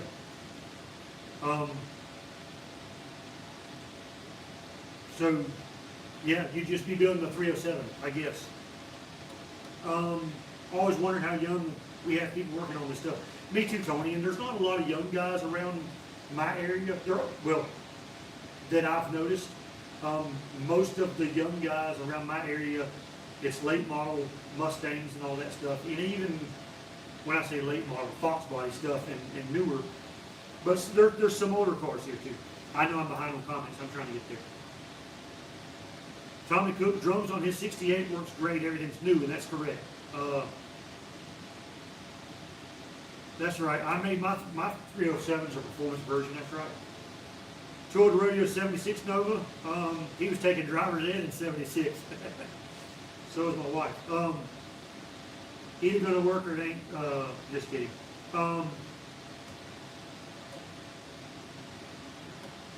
If you change from manual to power steering, you have to change your tie rods. I've heard they're different. No, the tie rods are not different. Your pitman arm is different.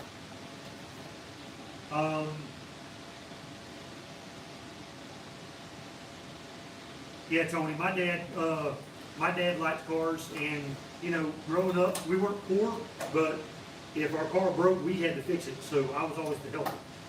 We had to do clutches, U-joints, mostly basic stuff, but we had to do it.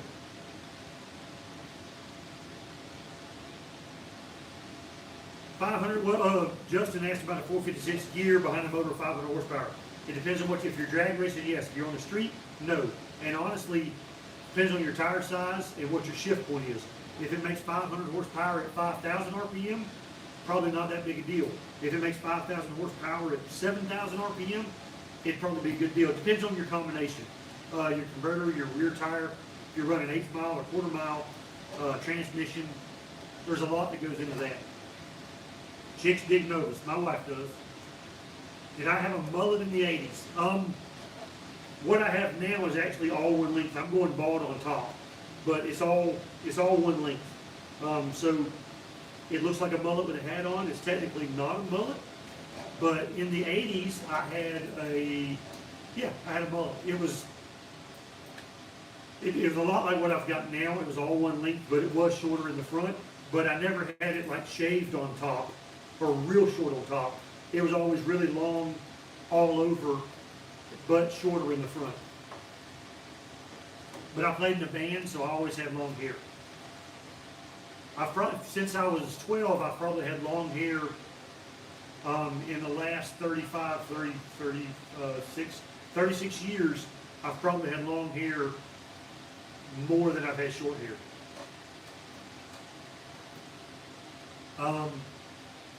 Tommy's owned his Novas since for 20 years. Yeah, I've owned the 73 and the 74, the Franken Nova, for probably, I owned the 73 since 93. I had a 71 that I bought or that my dad got for me in 92. And then my 74 Franken Nova, I've had it since 95. 4-inch crank work without clearance in the block? Not at all. I'm not even sure a 4-inch crank will work with clearance in the block.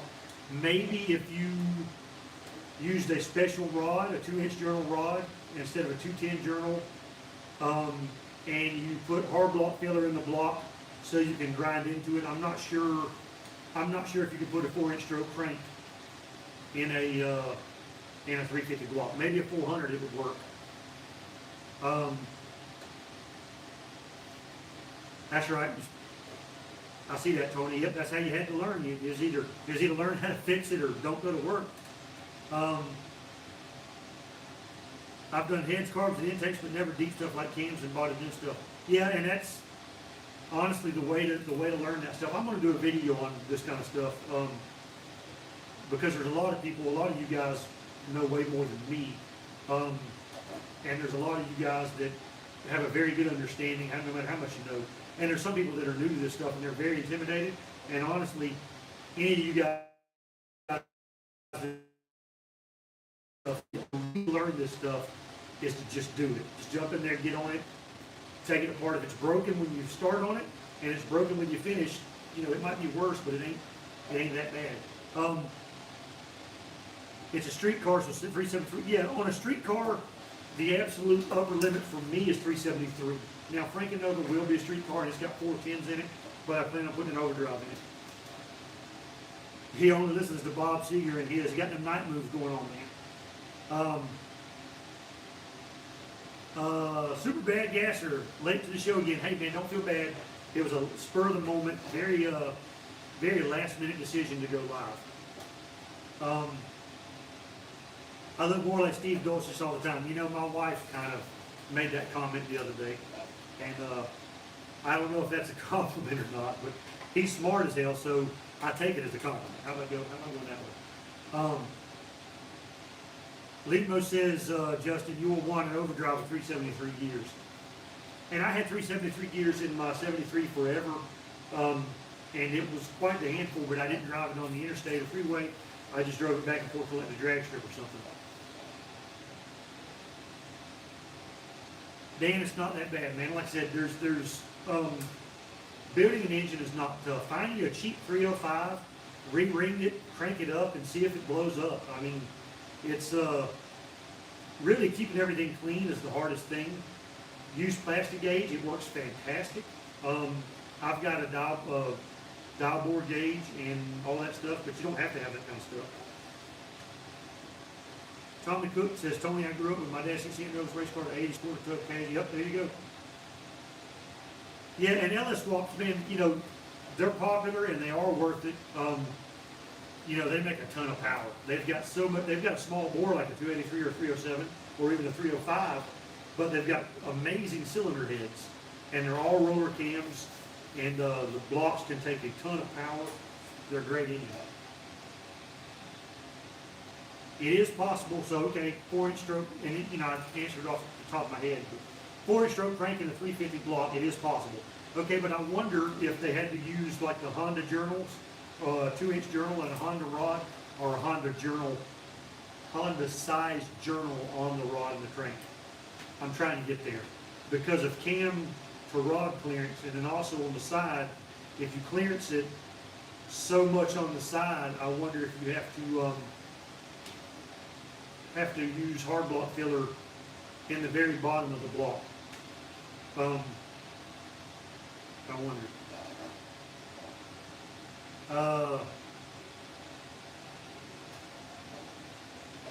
I bet Dulcich smokes more weed than you, though. I've never smoked any weed in my life, or I've never smoked a cigarette. Not bragging, just for whatever reason.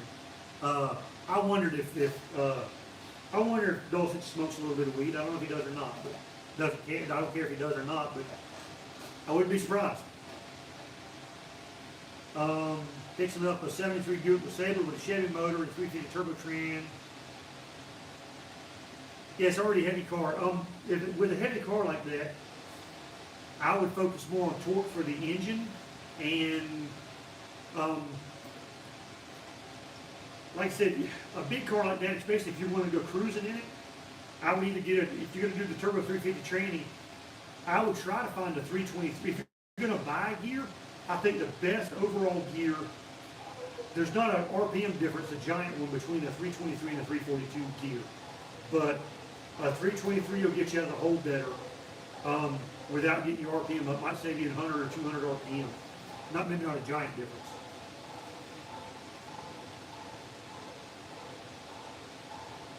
Go to a swap meet dressed like Dulcich. Okay, so my buddy Craig is redheaded with a beard, and I've thought about dressing as Freiberger and him dressing up as Finnegan. And yeah.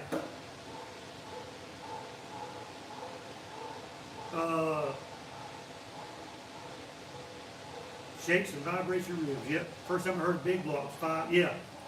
And I'll tell you what, Tommy and Tony, when you hear a high compression big block, all motor, a high compression big block with a big cam in it, there is nothing else that sounds like it.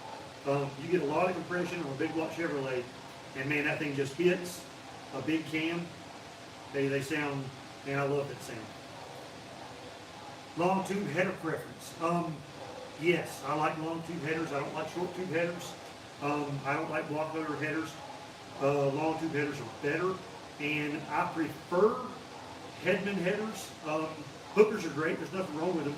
I've used Hedman, but the more expensive header you buy, the better it's probably going to fit.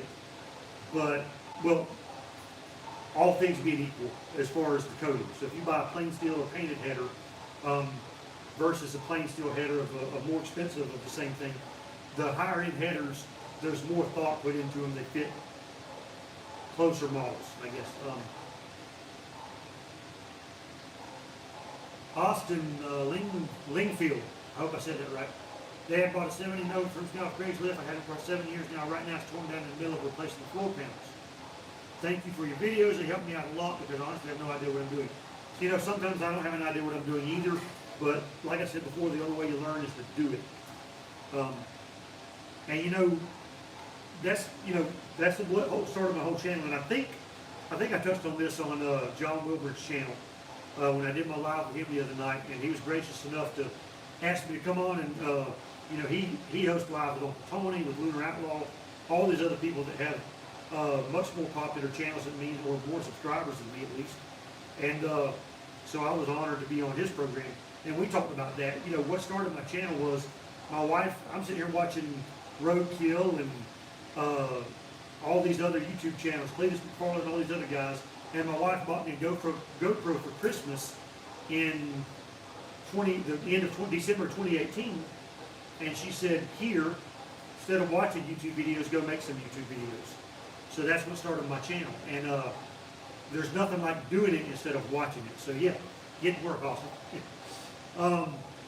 Bought a set of doors for 71 and a few parts of this guy with a 69 Spirit restoring into an Eco clone. Yeah, 427. The guy I used to work with had a 69 Mustang tube chassis car, and it was a bracket race car with a 427 in there that I think one of the other guys with us that worked with us was a round track guy, and he didn't have any idea about drag racing and traction. And Kenny let him drive the car, and that guy forgot. It scared him so bad. He made a full pass, quarter mile, but it scared him so bad he forgot to shift. And I think it spun like 8,200 RPM. And Kenny was worried about it. Took the motor apart, checked everything. It was fine. So yeah, that thing sounded great, especially at 7,000 RPM. If you break through in clearancing, which is rare, you can drill and tap it for it. That's right. Okay, yeah, I didn't know they sold rods for a 4-inch stroke. But yeah, I knew also if you break through, you can fill it with hard block or block filler. A big wheel race. Okay, Justin, cool. Man, some of them cars, them big wheel cars, I had no idea they could get those things to hook. I saw a video the other day, and a guy had a big wheel car. I'm talking about, that thing was hauling.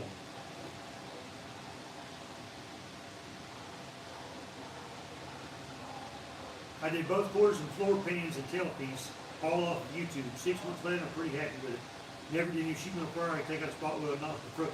Yeah, I mean, look, especially if it's not exterior, the rest of it, it doesn't have to be pretty. Now, it's nice if it is pretty, but it sure doesn't have to be.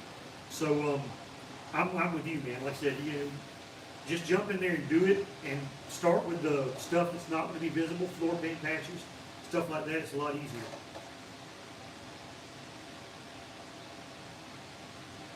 Barbershop Automotive, any tricks to tuck headers up higher? They seem to be a low point on a lot of Novas I see. Not really. I don't like short headers, but if you want them up higher, that's about the problem. It's, yeah, that's just a problem with Novas. And almost any way you lower the front end is going to be fairly low.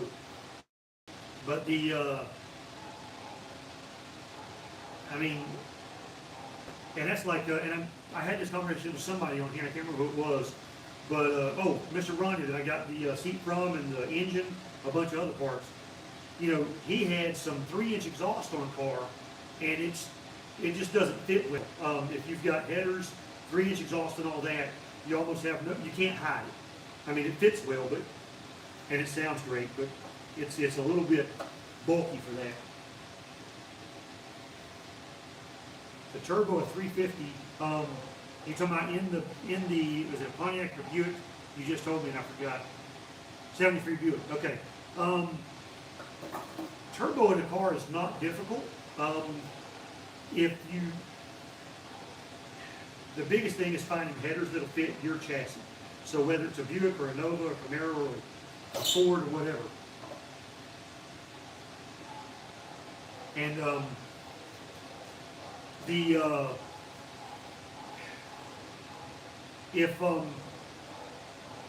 if you're doing something like that, you have to fabricate a bunch of pipe.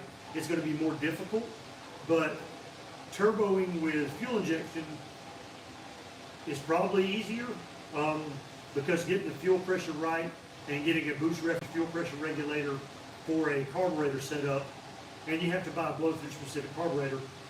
That's probably a little bit more difficult, but I don't think it's hard to turbo it. I haven't done one. I did buy a turbo, and I'll probably put one of these cars together with a turbo. Maybe with an LS and a turbo, but maybe with an old school small block and a turbo. But I do have a turbo, and I got, like I said, a handful of Novas left that don't have engines yet. So yeah, I'll do a turbo build one day. Like I said, I already bought a turbo. Now I've got big block turbo headers, stainless steel big block turbo headers, and I've got a big block coming. But I've got high compression pistons already bought for it, so I doubt I'll turbo it, but I might turbo another big block if I can find one. I'd like to find like a Gen 5 or Gen 6 454 straight out of the junkyard, open up the ring gaps and stick a turbo on it with no other changes, or twin turbos, using two of the Chinese turbos. All right, we got about 20 minutes left. 2 hours is long enough. Front bench or buckets? I like both. My 73 is a factory custom car. It came with factory bucket seats. I like that, but there's nothing like having your sweetie beside you, snuggled up beside you on a bench seat. So I like bench seats. Now the problem is, and the only reason I may not use this bench seat in this car, well, the main reason, my buddy Tony sent me a shifter, and I'm greatly appreciative of that. Now, my buddy Brian sent me some headlight bezels. Tony sent me a shifter. Jeff Grady sent me a t-shirt advertising the up near Iowa somewhere. I can't remember the name of the show, but it's a Nova show. I'll do that in another video. It's in June, and I can't think of the name of the thing. But anyway, I've had a few people send me stuff, and Tony sent me a shifter, a B&M Pro Stick, which is my favorite shifter. It doesn't play well with the bench seat. I really want to use the shifter, so I might use the bucket seats that I bought for this car with that thing. And I might save this bench seat for that car because this is a nice bench seat, and that's going to be a nice feeling.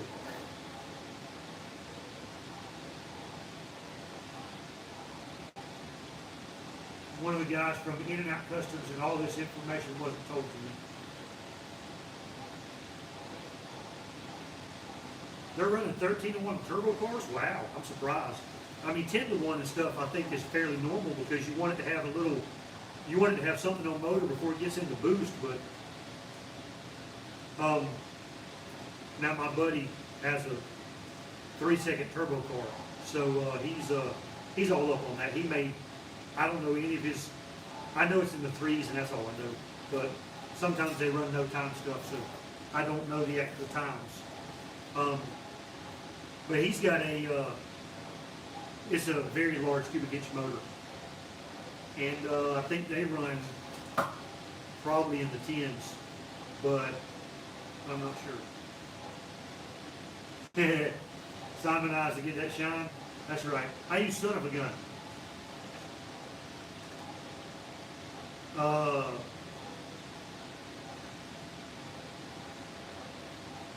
Yeah, the 455s are pretty good.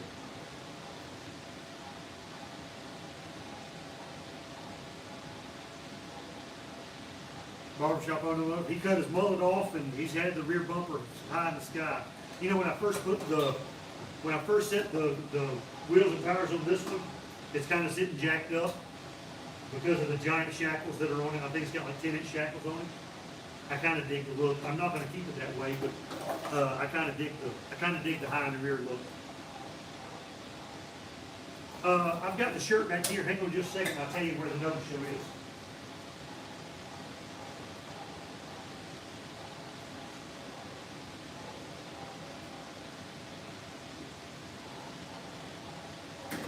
Okay, I was wrong. It's not Iowa. It's Illinois, but it starts with an I. It is the Heartland Nova reunion. This is from the 13th annual in 2020. Jeff Grady sent me this shirt, so it's a long way away, but it's in June, and it's in Rock Island, Illinois. So Jeff Grady sent me this, and thank you again, Jeff, if you're watching. But yeah, it's a pretty cool show. He sent me some pictures. I looked at the pictures online of it.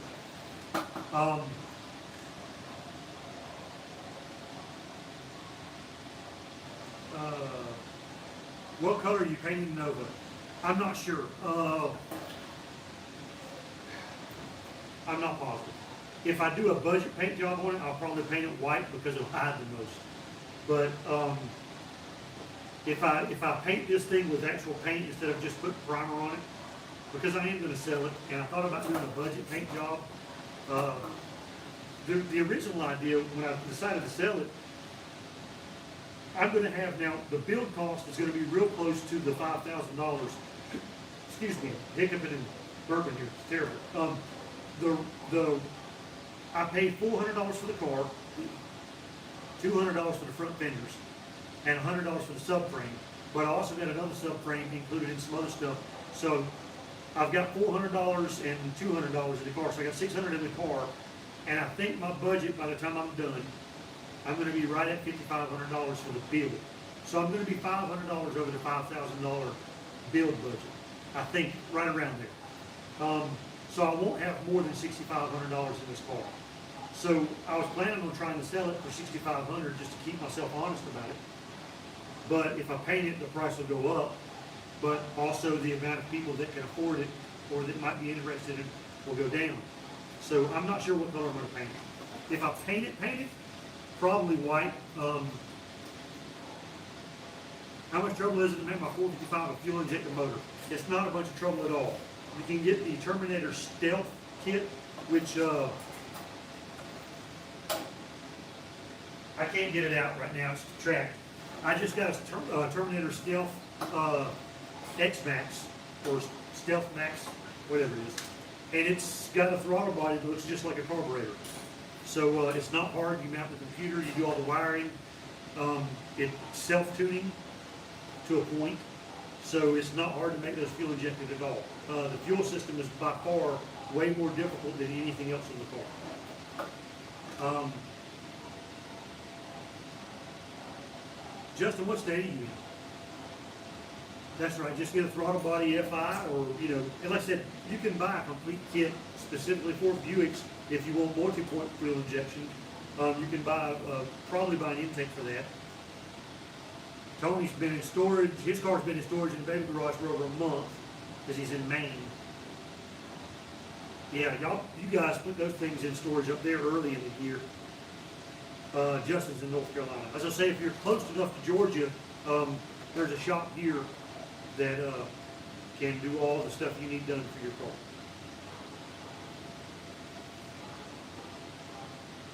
But, did I miss anything?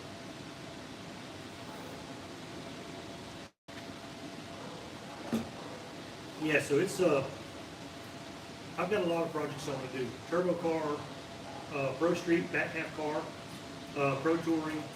I've got a bunch of road trips planned. Tyler C. Hey, there's somebody, Tony, that's 27. He picked up 74 Shell back in February. Won the last 10 years. Put a cage mini truck frame price in 1810. Budget Pro Touring look. See, that's kind of one of my next projects. Maybe. I've thought about doing a budget. You know, this was just a budget build. And I thought about when I sell this car, taking that money, taking one of the other cars that I've got, and doing a budget Pro Touring build. So maybe do the same thing, Tyler. That's pretty cool. A cage mini tub. Did you use the Detroit Speed mini tubs, or did you build your own? 18 by 8 and 18 by 10. Oh, that's a big old tire. That's a big old tire. All right, yeah, that's right, Tony. Young blood. We need some young guys working on these cars. I had a young guy tell me that my carburetor was just a giant fuel leak. He likes fuel injection. He didn't understand the carburetors, which is technically correct. It is a giant fuel leak.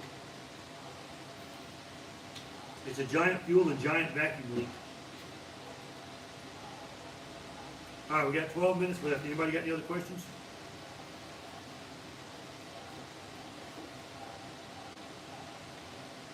And thank you for the question, GTS 8787. And guys, hit the like button if you don't mind for me. I always forget to do that, and I've got 2 or 3 great viewers that always chime in and remind me of that. So, all right, let's see.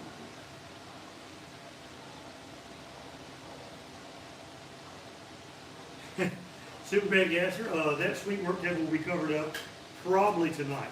Now I've got the second Turbo 350 I'm going to take apart, and that's going to be in the next couple of days. I'm going to take that apart. I've got to finish rebuilding the front subframe, so I'll be putting some front end parts together up here before I put them on the subframe.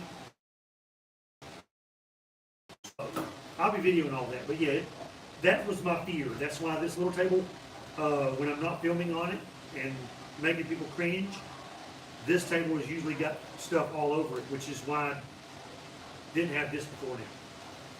So, okay, Mr. Laricus 52, if I said that wrong, I'm sorry. Yes, sir, I've got plenty of videos coming up, sir. Yes, sir, Tony. Mr. Laricus 52, what will make a Nova with a 350 backfire at the carburetor and not the crank? It turns over but will not crank but backfire. Change cars and plugs and wires that used to run but after a drive, it quit. Okay, so either your your module could be bad. Shouldn't change the timing on the module, but it could be bad if it's firing at all. If it, yeah, I was going to say time and change on from hot rods and pull-off force. It could have jumped time. Usually they don't jump time. Well, they don't jump time just sitting there. If you drove it and parked it, it could have jumped time while you were trying to crank it the next time. That would cause it to backfire through car. Probably the most likely. Usually when they jump time, I think it retards the timing. I think. So my brain's not working right. But yeah. Lino, I think it wouldn't be 180 out because he just finished driving it, I think would happen. A 350, they put 350s in trucks, so I think it'll be strong enough to pull your car. Now, I mean, look, the more cubic inches, the more torque every time. Use the same heads, the same cam, you got more cubic inches, you got more torque. So if you can put a 383 in there or build a 383 for it, that's even better. But at the same time, the factory put 350s in them, and they did fine. You just need a little bit of torque.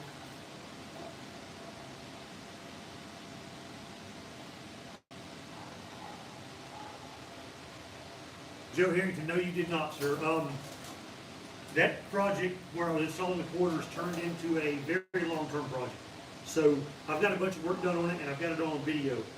And I ended up having to get a trunk floor for it, and I had to wait. I decided to go ahead and change the trunk floor and cut the roll cage out. I had to wait for a trunk floor. And matter of fact, I got tired of waiting on one. I ordered another one that was supposed to be in stock. Thanks, Jakes. And even though it said in stock, it was not. So then the first one that I ordered showed up, and then the second one that I ordered showed up. So the second one is laid over here, and it turned into a lot more work. So that'll be a long-term project. Probably next month I'll be doing the videos on that again. Yes, the spring rod running Daytona, Muscar Maniacs, I'm going to try to make that in my Henry J. I've got a 51 Henry J. I don't know if you've seen the video on that. I'm going to try to get that thing built up. It's a running driving car, but it just needs some like wiring fixed, kind of sketchy wiring that my uncle did on the car. And it needs some wiring done on it. It's got some G78 tires on it, so I'm thinking those are about 40 years old. So I think it needs some tires and wheels. I've got a couple of leaks and some wiring. Other than that, that car's ready to go. So I'm going to try to drive that to Daytona for the spring Daytona, the spring show. To do a budget 307 stroke, we're using a 350 crank. Oh, okay, yeah. 4-liter Jeep pistons with standard 5.7 rods. Open them up from 927 to 930. That's a pretty interesting combination. I never thought about that.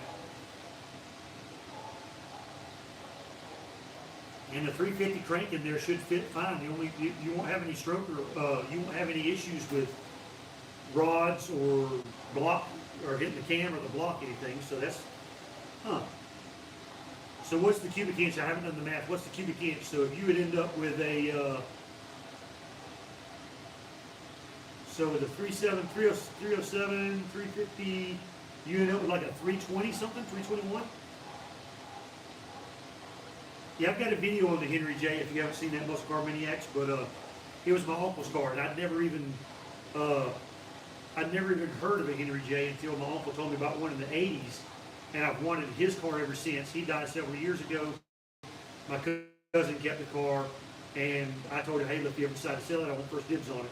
And finally, I was able to get it from him this past October. So I got it, I've had it, not this past October, a year ago. 321, 323, I got you. That'd be pretty cool. Now, I knew for a while a lot of guys were doing the 400 crank 305. I knew a couple of guys that had those making some pretty good power. And a 305 block.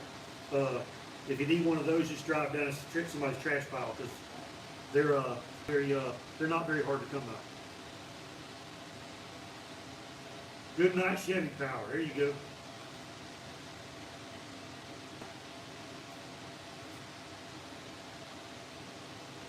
And John with Hot Rods and 4x4s, have you put out a video lately? My subscription feed, I'm subscribed to a lot of stuff. So if I don't watch videos often, it doesn't show up on my subscription. So if you haven't put out a video lately, I'll check it out. 333. Okay, that's pretty cool. Yeah, JB's Little Shop. That's the one I was trying to think of earlier. He's got all kinds of stuff. He does like blade sharpening. He does fishing. He does automotive stuff. He's trying to find a crank for a engine. I can't remember what it was.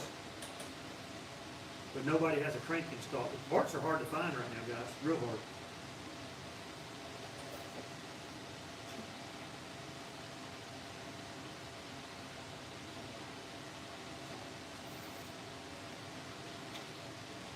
And guys, if you have a YouTube channel, let me know. And if I'm not already subscribed, I'll subscribe to it and go check it out. Like I said, I'll watch a little bit of everything.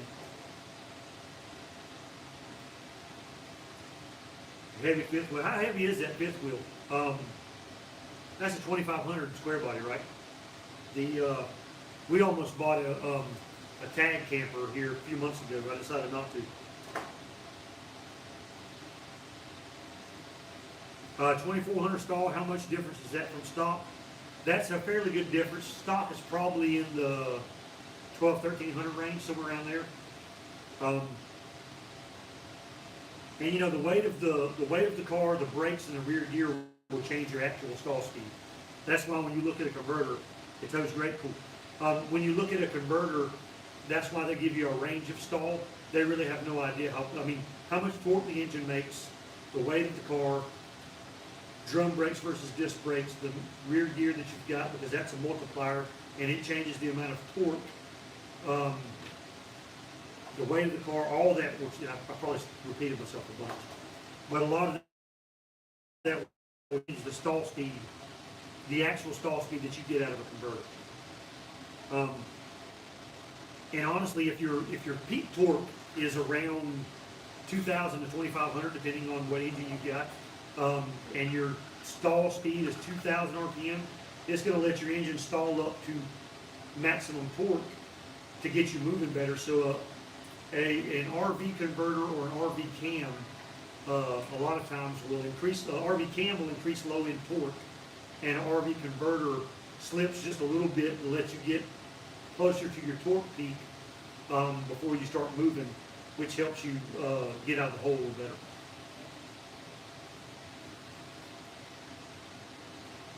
All right, let's do a few more minutes. We got a few more minutes left. We got 31 people still on here, so anybody else got any questions?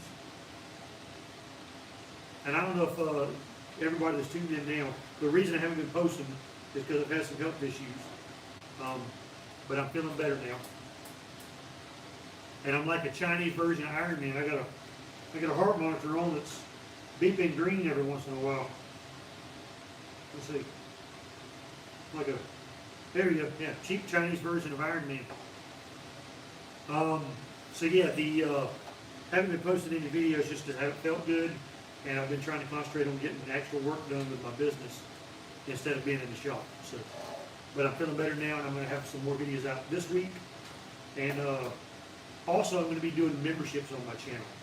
Now, it's going to be real cheap, but if anybody's interested, and if they don't, I don't care. But if I do a membership, I'm going to do a video announcing just memberships. But if I do the membership, what I'm going to do is you're going to get special badging for live feeds and stuff like that. And then also, I'm going to have probably one video, at least one video every 2 weeks that is just for members only. And I'll probably try to do like video requests for members. So if you've got a particular problem with your car, and if it's something I can answer with doing a video, I'll do a video request every week or two, something like that. I was kind of thinking of something like that. I haven't figured, that's why I haven't started it exactly yet, but I've got it set up, I just haven't launched it because I want to offer something for the membership. And it's going to be like $2 a month.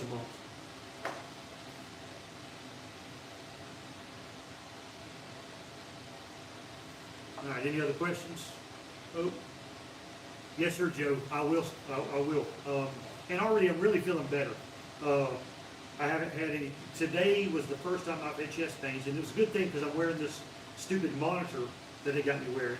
Um, because every time I went to the ER, whatever I had going on was over with. Every time I went to the doctor, my heart echo, EKGs, all that's the stress test. I ran on a treadmill for 13 minutes, and nothing was found anywhere. Everything came back. When I echo, they haven't given me results yet. But so whatever I'm having going on did happen today for the first time in a week, and it wasn't as bad. But I was wearing this monitor when it happened, so hopefully that'll give them some answers. Hopefully they won't see anything, and it's gastro or anxiety or stress or something. That's Justices also have a stage 3 shift kits and train the bigger the stage, or faster, or take it. Not really. Usually a shift kit doesn't change the takeoff or anything. It just changes the fluid pressure during shifts and how fast it shifts from one gear to another. It'll shift harder, which sometimes that's not a great thing, because sometimes they take the front wave plate out, sometimes they drill the separator plate, sometimes they take the spring out of the 1-2 accumulator, and sometimes they do all three or take check balls out, and it increases the shift pressure, and it tries to drive the pump out of the front of the transmission, which is not necessarily a great thing, but I would be careful doing burnouts. I would try to start them in second gear, not first gear, because if you change from first gear to second doing a burnout or something in a car with a very hard shift kit, you're going to break the intermediate sprag.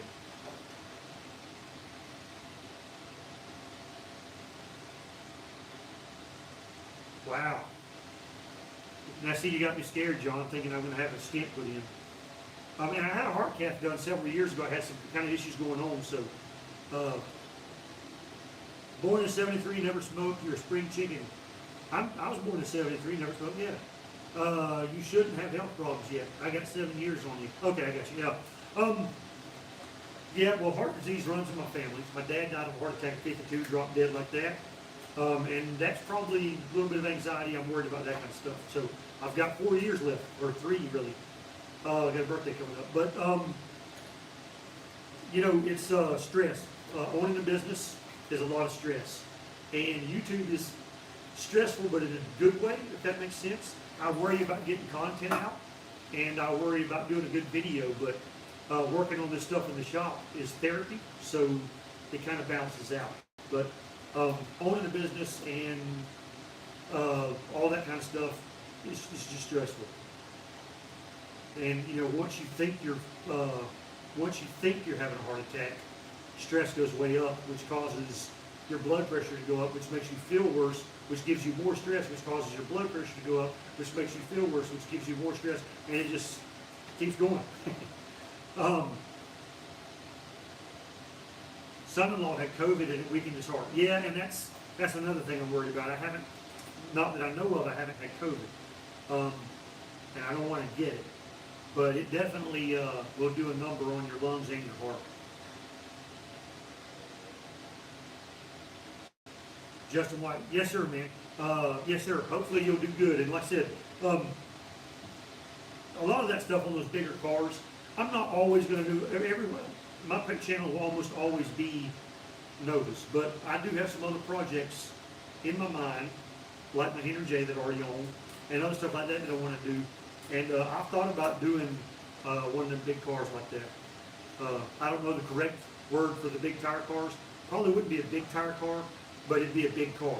I like 65 to 68 Impalas. Those are pretty cool.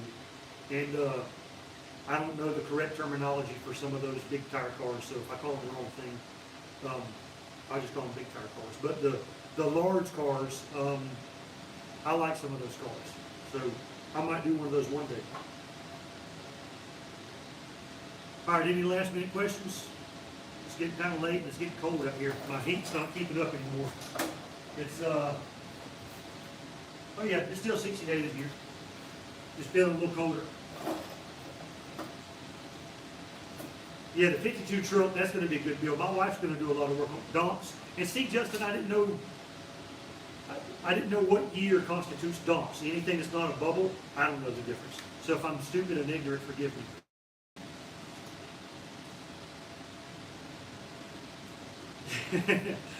Yeah, I might need some kind of therapy once in a while. That's funny, my dad used to call them left-handed cigarettes. He'd say something that says, yes, he said, that guy acts like he was smoking one of them left-handed cigarettes. And no one other than my dad I've ever heard call weed a left-handed cigarette. So that's hilarious, and it brings a smile to my face to hear that. It's funny. 71 through 76 is done. Okay, gotcha. Yeah, the 52 truck, I finally got a glove box that came with a VIN. That one I never had a VIN plate for it because the glove box door is there, but the VIN plate is not. And there's no other VIN or serial number anywhere on the truck. There's supposed to be one on the frame, but the frame is pitted so bad, I can't find any kind of VIN number. So I was at a swap meet here locally, and a guy had a glove box door for sale. And that's where they stamped the serial number for the truck. So I'll have to register that truck with that and do a, Georgia, we don't have titles, but I'll have to verify that VIN with the sheriff's department.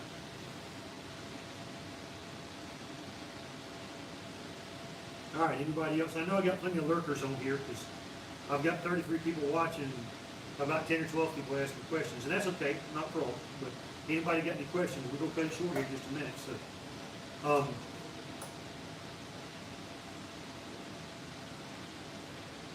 all right, let's see. Did I miss something here? Yeah, and I used to drink Mountain Dew out of a can. John's talking about the water. I used to drink Mountain Dew out of a can, and I would, and doing construction and stuff like that, every morning I would put a cooler in the back of my truck with a case of cans of Mountain Dew. And I would have 3 or 4 left over at the end of the day. So I would drink 18 to 20 cans of Mountain Dew a day. I know that sounds, and look, some of those got hot before I finished drinking them, but that's still, even if it's half, that's a stupid amount of soft drinks and caffeine and sugar. And then I stopped drinking the cans, stopped drinking Mountain Dew altogether for a while, and started drinking the plastic bottles. And this is 16, but if I drink the 20 ounce, 4 a day is pretty normal. So I've cut that down to try to drink 1 a day. Now I had half of one, or a little more than half of one earlier, and I'll probably finish this one, and that'll be it.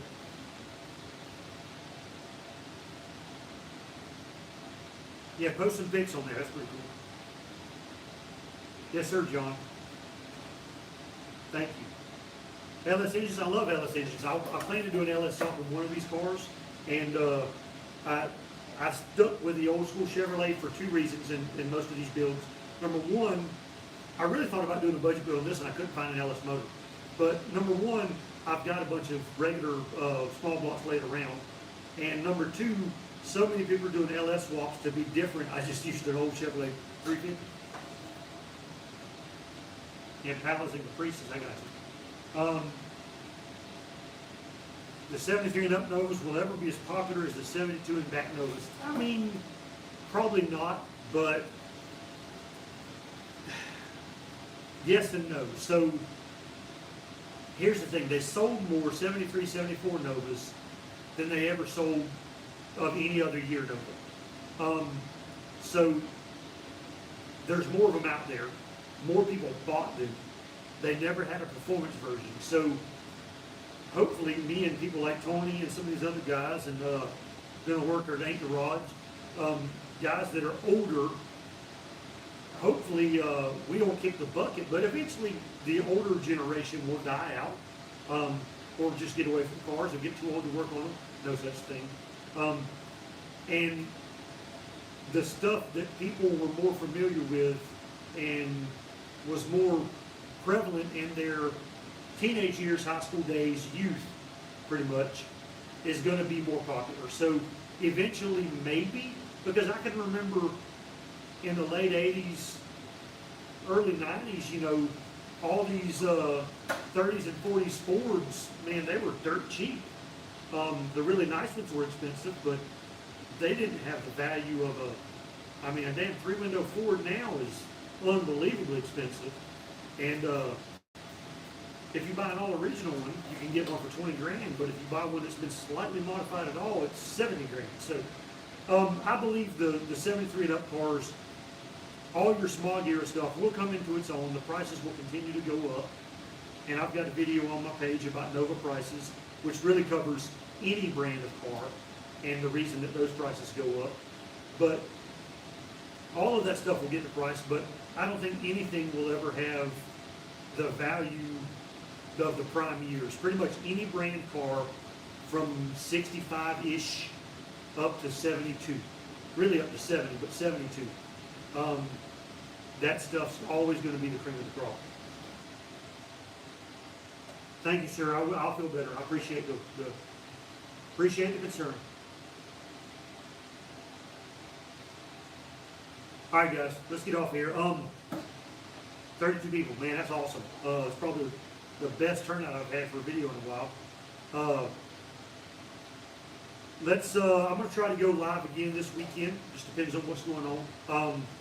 I'm going to have a couple of videos, at least one video out in the next few days. And let's try to go live again Sunday night, I think. We'll do that. And go check out John Wilbur's channel. He's got a lot of YouTube guys live. He does a lot of live streams, and he's got some pretty good content. He just got a dart. Check out Lunar Outlaw Garage, Brian. He's got some pretty cool stuff going on.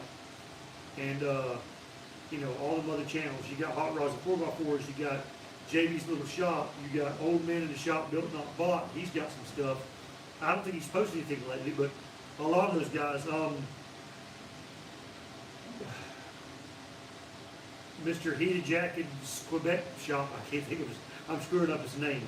He's got a four-door Nova. He just put a spoiler on the back of it, which I thought about doing to one of mine.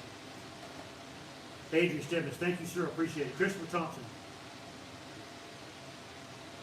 Okay, 69 trying to use solid, not working. Let me tell you something. I use 69 motor mounts on, so is the width wrong or is the height wrong? Which one's the problem? Because when I built my test stand for the 307, I think it had either factory big block mounts or 6-cylinder mounts on it, because the mounts that were on it, my solid mounts weren't long enough on the passenger side, I believe. Now also, I had some factory frame stands, and I think it was Moroso mounts, but it could have been some other brand, solid mounts, and I've got them laying over here somewhere. They did not fit over the factory frame mounts. And I know some of your aftermarket frame stands are a tad bit wider than your factory ones. They're not exact sizing. Superman Gasser, thanks, man, appreciate it. Steve, I think. I get the names convinced, but yeah, man. Yeah, he's got that. Steve's got that Nova. It's pretty cool. Steve, right? Rough night. Height-wise, yeah. If it's height-wise, you just may have 6-cylinder mounts. I took pushes over to one side. Yes, sir. That's right. Sorry, Steve. I get channels and names kind of mashed together sometimes. My apologies. And me and him thought about doing a collab together. He's you're in North Carolina, right? But we've talked about doing something pretty cool. Push it over, okay, Chris. Yeah, push over to one side. Yeah, I had the same thing happen. If you look at the build where I built my test stand for my 307, probably the same thing. Because it's a test stand and I wasn't driving it down the road, I just put some washers on the mount and moved it over, and it fit and kept the engine right. So, what I would suggest is trying to make sure you've got some actual small block mounts, because I think the passenger side mount was short. The driver's side mount, I think they were the same. And I think the passenger side mount is the difference. And thank you, Adrian. John Roberts, 4x4, Johnny Friendly, primer. Oh, primer's best. Okay, primer is best. Hey man, how's it going? I didn't see you sign on there.